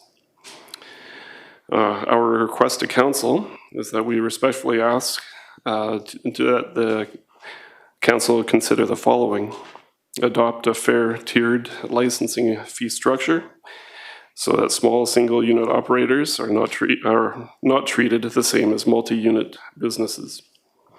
And also the clarification of the interpretation of bylaw 7538 and restore consistency with previous guidance that permitted microwaves, aligning with normal hospitality standards. So in closing, we'd like to thank you for your time, and we'd happily answer any questions you might have. Okay, Councillor Day. Yeah, as a previous short-term rental owner-operator, I'm not any longer. I gave up the permit last year. I can understand completely what you're saying. I never thought about it when we... Do you have a question? Yes, I do. Thank you, Mayor Brody. When it comes to the tiered fees, did you have something in mind? Like, it's right now, you said $423 for what could be a 3-bedroom. Are you thinking a third of that if it's 1 bedroom? Yeah, I guess we just saw the jump, and we asked actually staff about that previously, I think. and could maybe speak to that. I think she phoned it in. Yeah, at the time, I was told that there was a discussion about it, and the information that was provided was that other municipalities also charge something similar, but there was no discussion about whether it was a single short-term rental or a 3, which is permitted under the bed and breakfast license. So when you think about it, with a single short-term rental, we earn about $30,000 a year, whereas someone with 3 would earn $90,000. So it's quite a difference to have the same permit fee. Yeah, and then when it comes to the microwave, I know I've been in many hotel rooms where there was a microwave and a mini fridge, so, I certainly wouldn't have a problem with that. All right. Thank you. We're going to excuse you now because we'll consider this. Councillor McNulty. Yeah, thank you, Worship. I'm going to make a referral to staff. Thank the delegation for coming forward. I'm going to move to referral to staff to consider having a tier for the size of operation and looking at what single rooms versus other rooms and other areas. As you well know, we had a number of other things, and as well to look at the idea of the microwave and fridge, which makes absolutely eminent sense in a unit of this kind of thing, as opposed to nothing for the preparation of food, when it changed and why there was a fine issued. So there's a referral. Is it seconded? Second. Okay. I'm gonna remind council what we're doing here. We went through this with a number of hearings that went on for a few meetings a number of years ago. The reason for the microwave and the fridge is because you have to be a B&B operator and have a B&B operation in order to have the single room, this kind of a single room occupancy or the short-term rental. What we said is we don't want the Airbnb type of situation. And so to me, yeah, you're right. Lots of hotel rooms have the microwave and the fridge, but the reason is you are to be part of the bed and breakfast operation. And that is why we would have that kind of interpretation. Now, whether we still want that, that's another thing. That'll be handled by the referral, but that's where it came from. Councillor Day, you have a further comment? Yeah, I'll be supporting the motion because I think that there's a big difference between 1 room being rented out and 3 rooms being rented out. I can tell you, when you got 3 rooms, it's a lot of work, and that's why we gave it up. But having a full kitchen and all that into a 3-room rental opportunity means that could have been a suite that someone could have rented 12 months of the year. But when it comes to 1 room, it's just a small mortgage helper for the people. And having a microwave, I mean, gosh, my daughter had a microwave in her bedroom when she was growing up. She made popcorn all the time.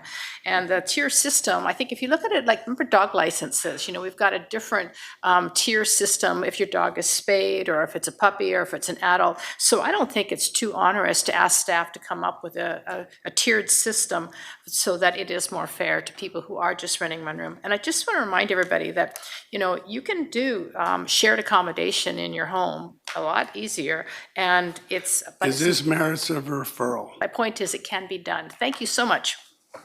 I just want to remind council that this is for staff to take a general look at it. We are not giving directions as to what conclusion they are to reach. Take the comments that have been provided and we'll see where they go in the fullness of time. So on referral, all those in favor? Any opposed? That is carried. May I have a motion? No. Motion to rise and report. All those in favor, opposed, carried, and adjournment. Okay, we're now adjourned.